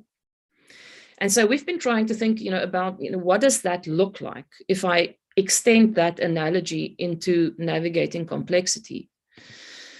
And so to develop this inner stability, gives us a dynamic response ability, and I like to sometimes problematize words, so responsibility, I think, is one of the ones that needs to be problematized, because responsibility has become almost synonymous with who's to blame when things go wrong, compliance, accountability, all of these things. And the reality is, in complexity, or when you find yourself in complexity, some of the things that would be responsible when you're in order, following the rules, making sure processes happen in a way that they should, all of these things are irresponsible when you find yourselves in complexity. Sometimes those old rules can get you into trouble. So how do you become response able? That is a question that we've been asking ourselves. And this is also one of our definitions for being complexity fit, is to be response able, the ability to respond to different contexts. And it's a bit like Pilates for corporate. So for us, this notion of cool is the core. And so COOL is an acronym that stands for courage, openness, observing, and lightness. And it's interesting, this has emerged over several years, actually, in working with, in coaching conversations. Even things like, here in South Africa, we have an equivalent to Burning Man called Africa Burn. When you go to an environment like that, you need to be courageous sometimes. You need openness to difference, to learning and unlearning, to new experience. You need the ability to observe not only the context, but your own inner responses to that context. And you need lightness. You need to hold your ego lightly. You need the ability to play. And, these are things that we believe enable people to be in that discomfort, so to start getting comfortable with being uncomfortable, to experiment, to be in uncharted territory, and to, not expect stability, and to not be overwhelmed. I think one of the things that we are combating at the moment is a sense of overwhelm. And I don't know what you guys are seeing, but many of the people that I'm talking to, and personally, it's a bit of a struggle for me as well, I feel future fatigued. I'm not necessarily excited about the future all the time. I feel tired when I think about the future. And I think it's because we're extrapolating, our recent past into the future. It's going back to that, when's the other shoe going to drop? But many of our clients, they say, never mind future fatigue, we're present fatigued. We just even can't think about the future. And for us, COOL is, to some extent, the antidote to that. And so I'm just going to briefly go through these four, and then that will be me done. So courage, I love this quote. It's the power to let go of the familiar. And I think one of the key reasons why people are allergic to experimenting, and why we keep kind of going back to that ordered domain where we can have the answers and we can be seen as experts, is, we lack the courage sometimes even to just say, I don't know. Because as you said, Rob, you're the consultant, you're supposed to know. Why don't you have the answers? Don't you know what you're doing? We, especially senior leaders, they still have this projection onto them that they're supposed to know. So sometimes it takes real courage to say, I don't know, but let's explore together. Openness, this very much is about curiosity. I love this quote by Adam Grant, who says, it takes curiosity to learn and courage to unlearn. And I think we've learned that what matters, what gets us the gold star is having the answer, not our great questions. So how do we reconnect with our curiosity? How do we open up to diversity? I think one of the reasons why we create these homogenous spaces is that we're not really open to different perspectives. We ask our HR directors to hire people who think differently, but then they don't last very long because we don't enjoy the friction that comes with that difference. So openness is a really important one. Observing. How do we see through new eyes? So sometimes I think it's about stepping into that space of negative capability of beginner's eyes. And again, this is about zooming out. So how do I become more aware and more observing of noticing patterns in the external context? And at the same time, noticing my own inner responses to it. Because very often when things become tangled and messy, there's a knee-jerk response to want to impose order, to just fall back into old ways of being. So can I respond and not just react? And then the last one is lightness. And this one it's fascinating because people are drawn to this one. And then almost immediately they say, this is the one we need, but it's the one we can't have. Because, business is serious. You don't play there. You don't laugh. You don't, it's just. And so here we have Carl Jung that says, the creation of something new it comes from the play instinct. And so how do we hold our status and our egos more lightly, our opinions more lightly, and I present these kind of in a linear way because otherwise it wouldn't form the acronym, it wouldn't be cool. But they're deeply entangled, courage and openness and lightness. Sometimes you need a lot of courage to be light and to play and to laugh, and so this is being cool. And what we're talking about is how do leaders become curators of cool? How do they create environments where the vibe and the culture can be cool, where people can show up with courage, where more people can innovate, for example, and bring their creativity, where there's lightness, where the imagination and curiosity is welcomed and not kind of squashed. And so when you have this, then we can start focusing on some of the other skills, like sense making and flow. How do you create that flow lens? Focusing on resilience, mindfulness, all of these things kind of rest on the foundation of cool.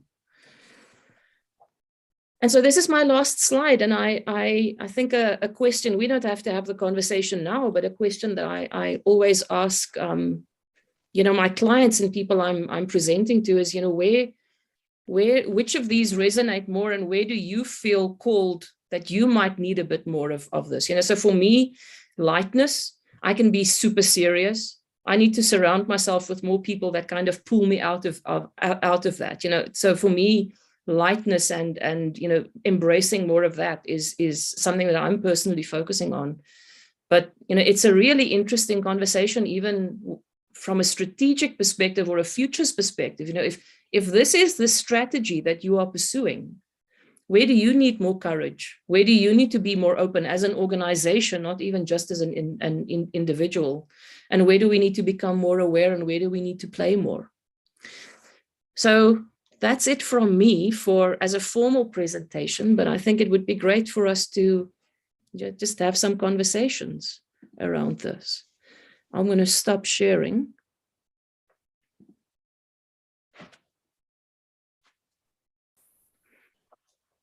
Sean, I hope you're still awake. I think it's like 4 a.m. for you. Thank you so much. Denise is hanging in there too from Calgary. So yeah, there's a few of us that are hardcore. So sorry, Rob, you were talking. Okay. I was just going to thank you for the clarity of exposition in a long and complicated day. We started with order and we moved in and out of disorder. it's welcome. And then to hear new things is why I come to Earth. I love novelty. So thank you for that. And then again, as a self-professed consultant, still consulting, love a good acronym. So and cool is your I just love one small one is and you can answer later or not answer at all. Did you go forward or did you go backwards? How did the cool emerge? So it kind of emerged quite organically, because we were trying to find the meta skills, like, and a meta skill helps you to learn other skills. So we were trying to get to what is the core. And we kept coming back to those, because even things like humility, for example, it's linked to openness. It's, so we kind of landed on these. And then for a while, because I am so serious, I was kind of like, I don't know if I want to be cool in complexity. It's memorable. People like it. But I was like, this isn't very deep. And then what was so interesting is we found a friend of ours who's an academic. He sent us an article. And it's called The Aesthetic of Cool. And it's about the origin of the concept of cool, and it actually comes from Africa.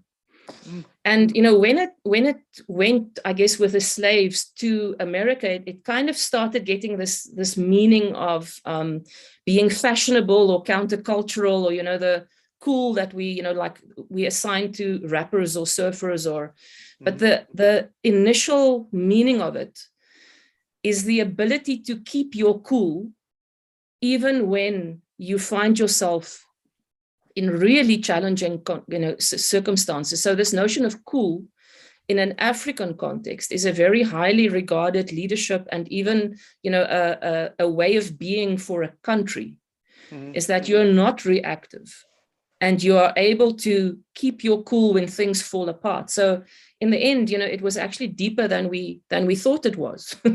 But yeah, it kind of emerged from our own years of practice, from playing around with things and trying to find what is the analogy of strong inner core muscles when we take that to a way of being and showing up in the world. So that's kind of where it emerged from. And to be very, so I think noticing might be a better way of describing the O. So we've been kind of, because the observe doesn't quite fit with courage and openness and lightness. It's not the same, but then it's not cool anymore. So, I also love a good acronym, but sometimes, but yeah, we're finding that it resonates and people can remember it. And there's quite a lot of depth that you can go into there. Oh, I love it in its clarity. It did take Snowden some years to get to clear, because it wasn't clear for the longest time. Then all of a sudden it was just like a year, 18 months ago, all of a sudden, oh, they all start with C. I get it. That's good. Way to go. Over to you, Sean.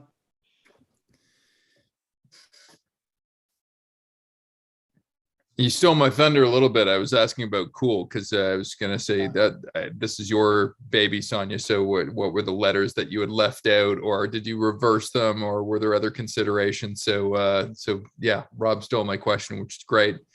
I have a compliment, and then I have the compliment is somewhat going to be twisted by my question.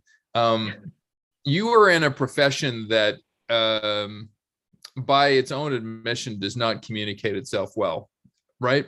I think your peers, there's various different schools around the world where it's like, yeah, this is how I do sense making, this is how I do complexity, and this is how and unlike something like design thinking, where maybe it came from a few less parents, design thinking's been enormously successful in terms of making its way into the hallways of different corporations. So my compliment is, this has probably been the simplest, and I mean this as a compliment, the simplest presentation I've seen on complexity and sense making. You've made it tangible. You've made it something that makes sense for a company to look at and go, yeah, like we need to focus on this, versus other presentations where I feel like I end up going into academia.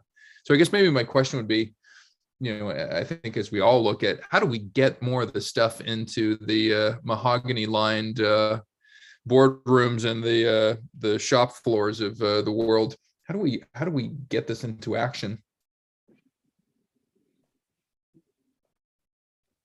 That is a bit of the $1,000,000 question, Sean, because so much of what if you really understand complexity, then so many of the things that you think you're doing because it's best practice, you actually need to stop doing. So there's a counterintuitive aspect to it. So there is a resistance, but yes, I agree with you. There's our language is a problem. I mean, a big part of what I do is to try and find more accessible language. And then I think there's also an unnecessary fight between the various players in the sense-making space. And it's, as you said, it's my way is the right way. And there's this whole conversation around the difference between systems thinking and complexity. And I'm like, does it really matter when it really comes down to it? There's almost like a competition of who's the cleverest person on LinkedIn. That's not helpful. So I think part of this is also to not try and sell complexity necessarily, but to start weaving the language and weaving the practical application of it into other things like futures, like design thinking, it's a friend of mine said to me the other day, he spent so much time trying to sell people and convince them on the why, and actually they only really want to know the how. Mm. And so I think it's about how do we create, for example, futures practices that's rooted in complexity, design thinking practices that's rooted in complexity, and not try and convince people about the concept. Don't know if that makes sense. Yes, it does. Very good.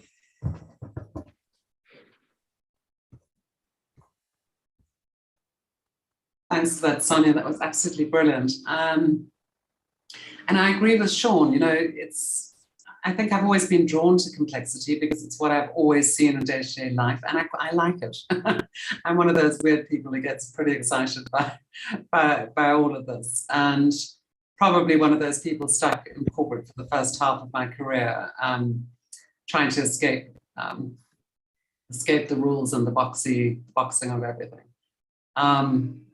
And actually what I do today is to help people to know themselves really well and to make conscious decisions despite how they think or feel individually and collectively. And then, of course, put that in relation to what I think one of the questions that I asked you recently when we met is complexity the umbrella, because I've explored futures, strategic foresight and design thinking and a whole bunch of other stuff because they're all interconnected. And I can see why it is the umbrella. It's the starting point. Where are we? Is it complex? Is it complicated? What are we actually looking at? And all of that requires emotional agility to the level that perhaps we're ignoring. We're not dealing with the foundation of all of that. Is that who are the people who are doing, who are trying to work through this notion of complexity or complicated or whatever it may be, and then start applying frameworks, because that's our natural place to go. Anything with the word problem, as you say, has solved involved in it, and things like, strategic, foresight. If we start looking at, bringing it back to trying to solve problems again. And I see this day to day everywhere.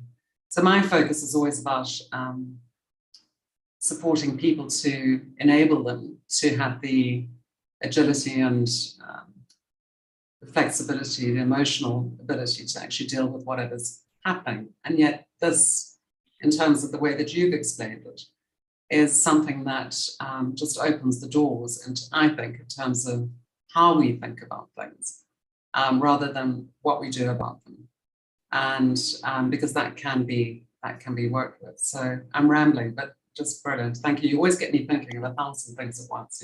Everything's firing off. So thank you. That was really good.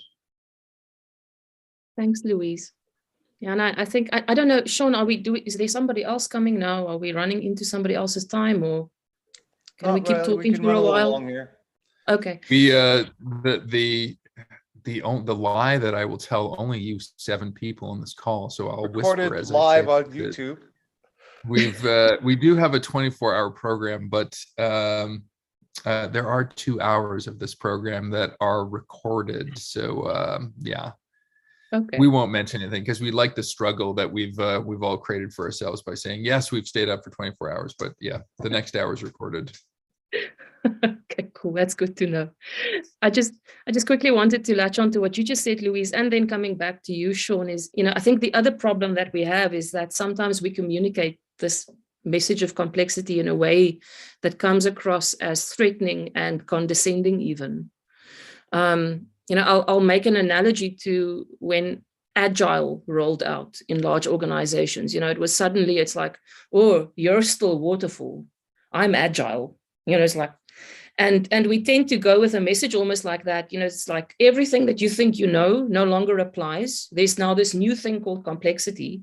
And that's just simply not true. I mean, that's why I like the Cynefin framework, because it helps me position complexity in relation to other things that people are more familiar with. So it's not about everything that you've ever known now no longer applies. There's a domain that we have neglected, and if we keep doing that, there'll be consequences. But it doesn't mean that the whole kind of world of order no longer exists. And so I think sometimes we also kind of go with a message that's too threatening for people, and then they end up not being able to hear it. So I think that's another aspect of it. Sorry to jump in again, but I guess that means that when you are working with a team, ultimately you could have some parts of what they're dealing with which are complex, and others which are complicated or simple, and others which are pure chaos, I guess. So working with the duality of that and applying different principles to different parts of the problem, I can keep saying problem, parts of the thing, which I really like, because, as you say, it gives a level of comfort in terms of some of the stuff I know, but this part we should approach slightly differently. One of the foundational principles of Cynefin, I don't know if any of you have read the Cynefin book, but I wrote a chapter in it on almost like the spirit of Cynefin, the foundational principles. One is called bounded applicability. And I love that, because I don't have to go to somebody and say, oh, business process reengineering, you need to immediately stop doing that, because it's like from the devil. It's almost saying, business process reengineering works when you're in the ordered domains of Cynefin, especially in the clear domain of Cynefin. But if you're going to try business process reengineering in complexity, you're going to end up even making no impact or making things worse. The same with something, for example, like design thinking, or any of whatever people are already using. You can find, it's about where are the boundaries of applicability. So where does it work? And then where does it start breaking down? And when you're on the other side of that boundary, what do you need to do? It's a much less confronting conversation than going with the new thing that now universally applies. So this idea of nothing applies universally, but then it also, nothing is completely useless. You need to find where does it apply and where does it start breaking down. So it's about being fit for context. That's the.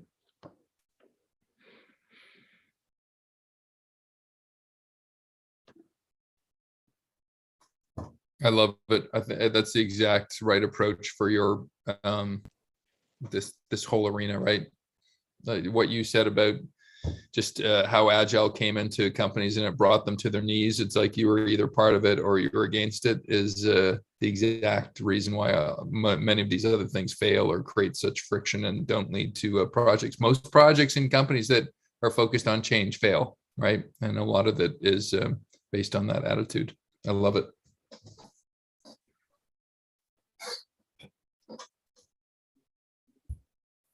Can I just make an observation, Sonia and Louise?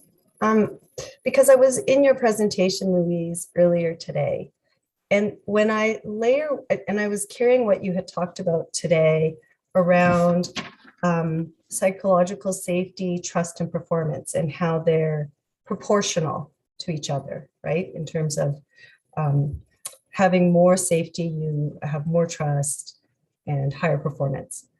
And when I think about what I heard today from Sonia, and when we were talking with the question that Rob had around having safe to fail experiments, I really see that maybe foundationally, when it comes to understanding our behavior in a complex framework or in a chaotic framework, sorry, I think it's chaos, that safety is paramount to making sure that we can get the behaviors that we want in order to drive or have like a cool outcome. And I remember during Louise's presentation, we had to find stamps on this on Zoom, and we didn't, some of us didn't, me included, didn't know where to find that stamp.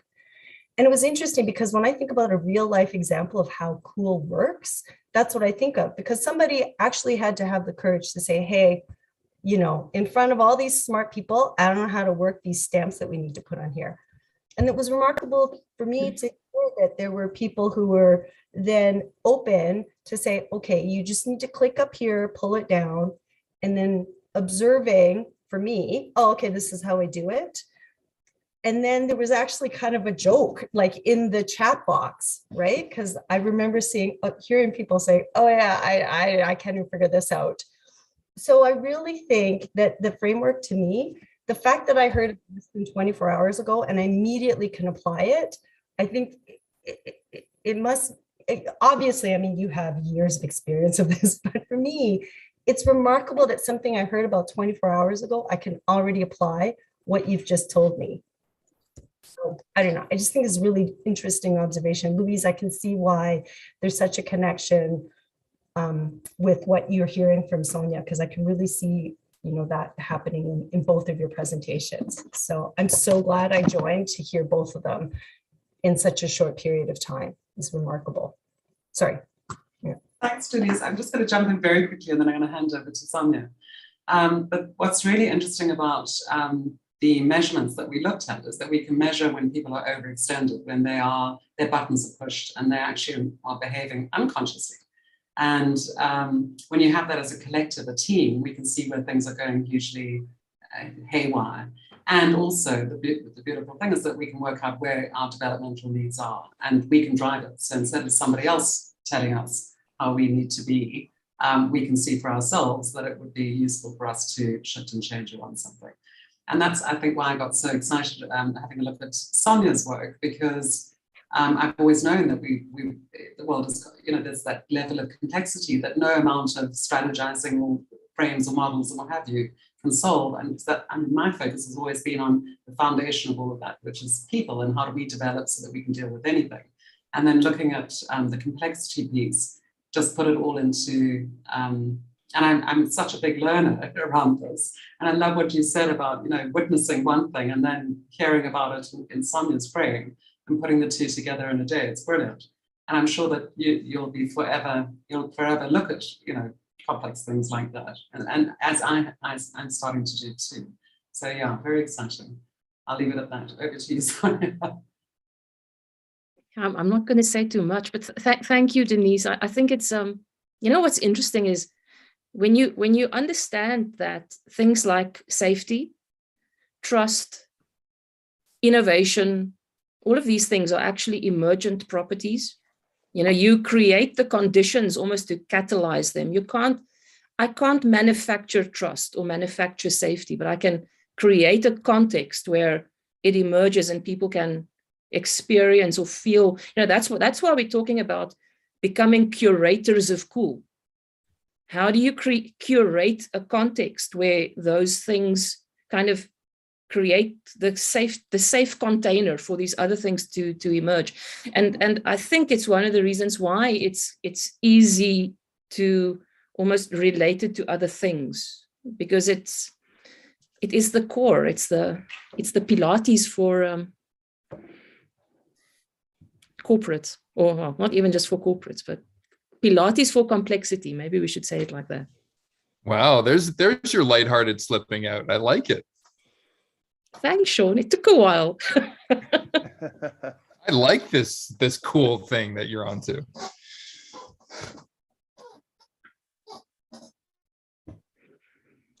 Well, just another sidebar, Mr. Moffat. I don't think we recognize anyone for the quality of their slides specifically, because we have so many great presenters, have so many ways of presenting, and everyone's slides are great. However, Sonia, your slides are wonderful and Thank you. artful and designed within an inch of your life, like inside the wave to match the color scheme across the blue and orange. Really? And I do it myself, Rob. I think I spend way too much time. There's a side of me, you know, I've got there's the scientist and the artist. And I actually enjoy creating slides, but it takes me a very long time. It's also why, you know, when you sent me the that's what I'm going like, through my head right now. It's like, oh, when you sent me your comment, I rolled my eyes. It's like, and then you sent me this, like, oh, as soon as I saw the samples, like, oh yeah, well, like, go right ahead, go right ahead, ignore the noise, go to the science. That's good. That's good. But quite marvelous, and I am exposed to a lot of different forms of communication, and this 2D one, it's a real skill to put that together, and it really shows that that you can communicate that way. And then to be honest with your metaphors all the way through, it's not a simple task. I couldn't take a pixel out. Thanks. I appreciate the compliment. Now, one suggestion, though, you said you weren't a surfer. Have you tried it? I haven't. I'm toying with the idea too. Every time I see you know, surfers, I'm like, oh, I'd love to do that. But I don't really enjoy, you know, being in rough water. And you know, the one or two opportunities, you know, when I just went swimming and you know, it was a wave a little bit too big and I got rolled. Didn't enjoy that. And I think it kind of comes part and parcel with surfing. So there's a wonderful place in Costa Rica called Nocera on the west coast, and it's famous for three things. One of them is yoga. Another is that it is a blue zone. It's where people naturally live to over 100. And people try and figure out why. The third thing is it's a very famous surfing school. It's got a slow break and about less than 6 feet of water. So the wave that you train on, you stand up in. So it's not terrifying. So I have the grace of 2 surfing days, 1 surfing lesson.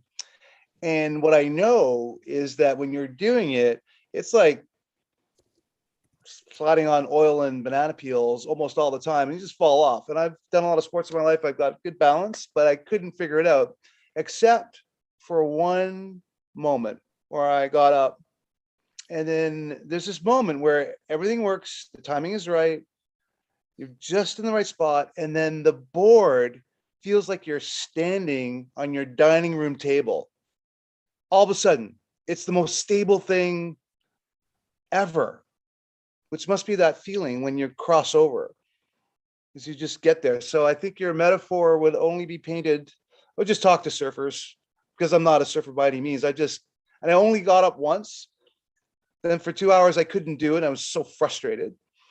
And I haven't done it again since, but I was, as your metaphor, as you're drawing it out, I was wondering if you'd done it before, because there was a couple of things with that hardening all of a sudden when you're in the middle of something, you know what you're doing, you know all the conditions, you know it's chaotic, but for you, you're standing on your dining room table.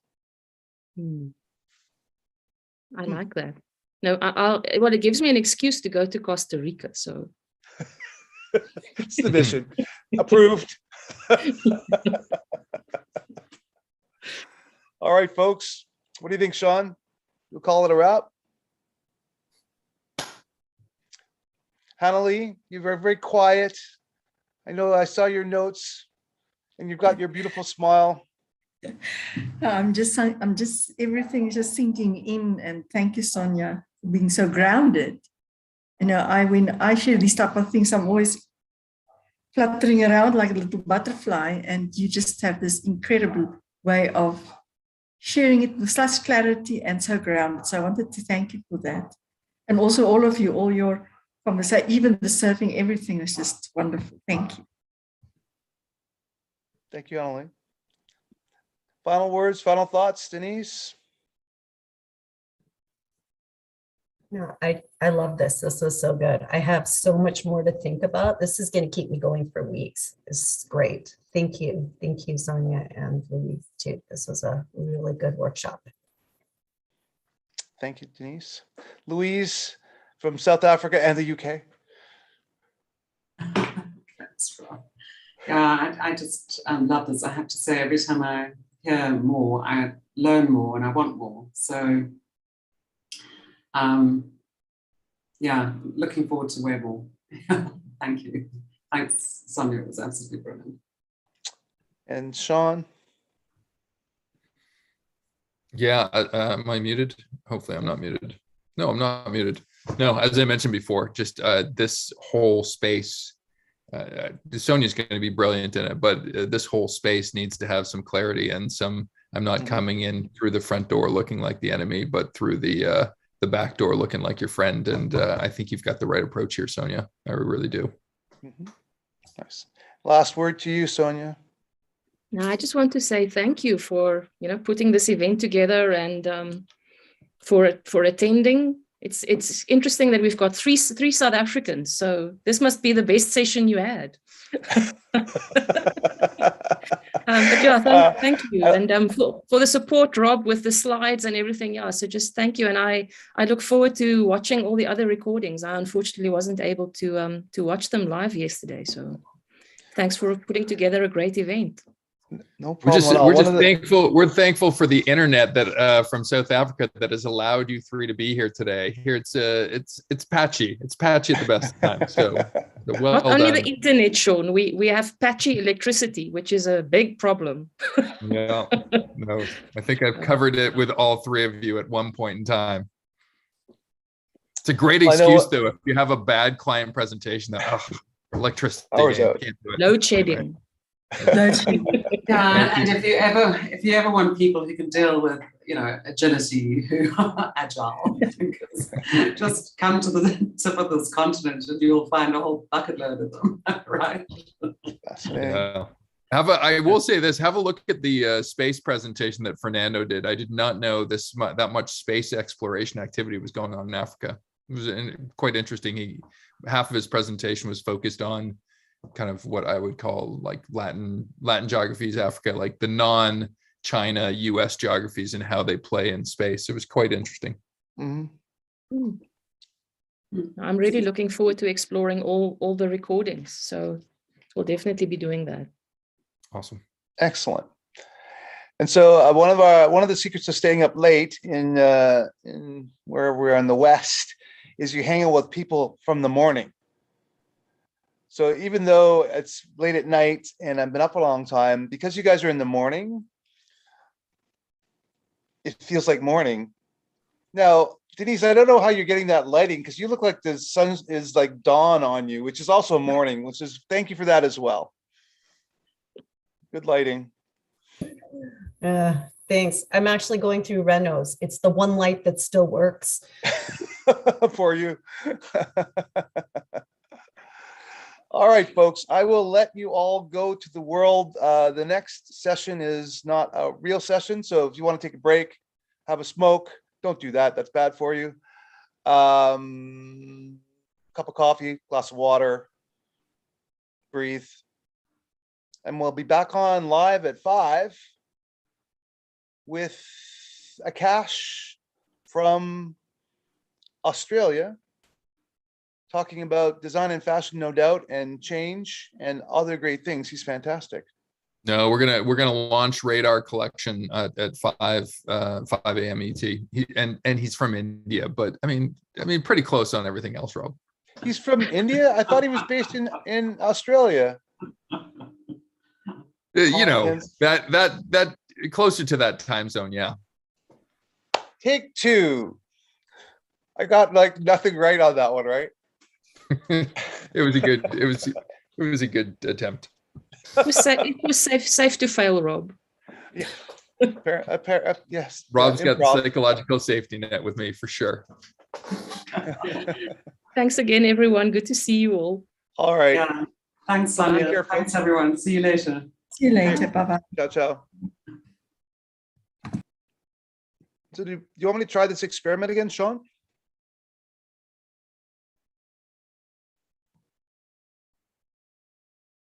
You're on mute.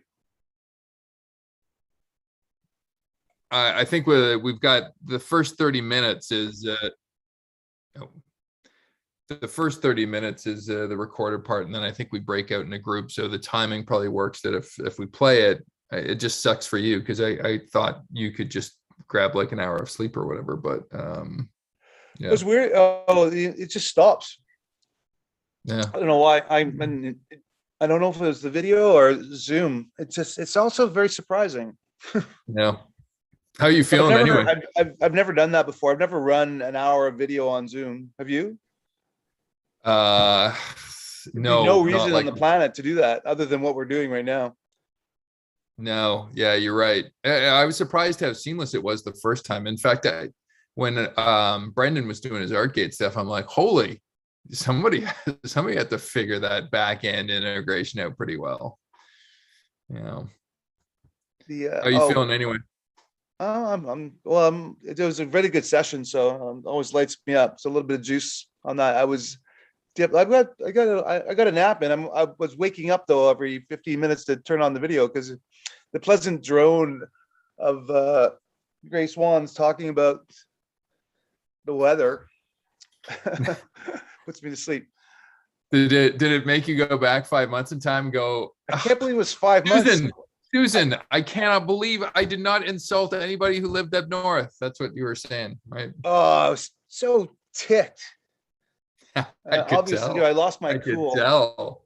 I forgot I lost that. my cool. Well, it's just off point. It was like, yeah, great. You know, the Algonquin Indians. Yeah. And I'll call them the Algonquin Indians. Killed a lot of people.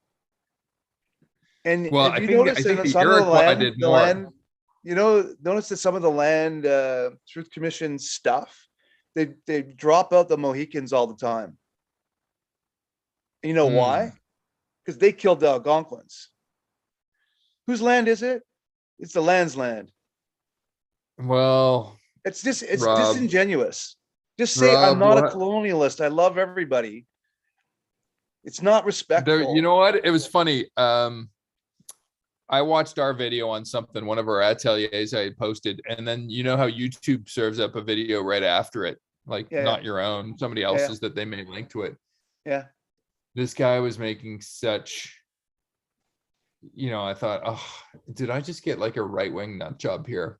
And he was definitely right-wing. He didn't make any bones about it, but yeah, if I can find it again, I think his name was Gregory Payne, and he had just written a book, and he was just making so much sense to me. I like over beers. We'll do it one day, not under a recorded or non-recorded session. We're just live on YouTube. We're not recorded. That's right. No, it's just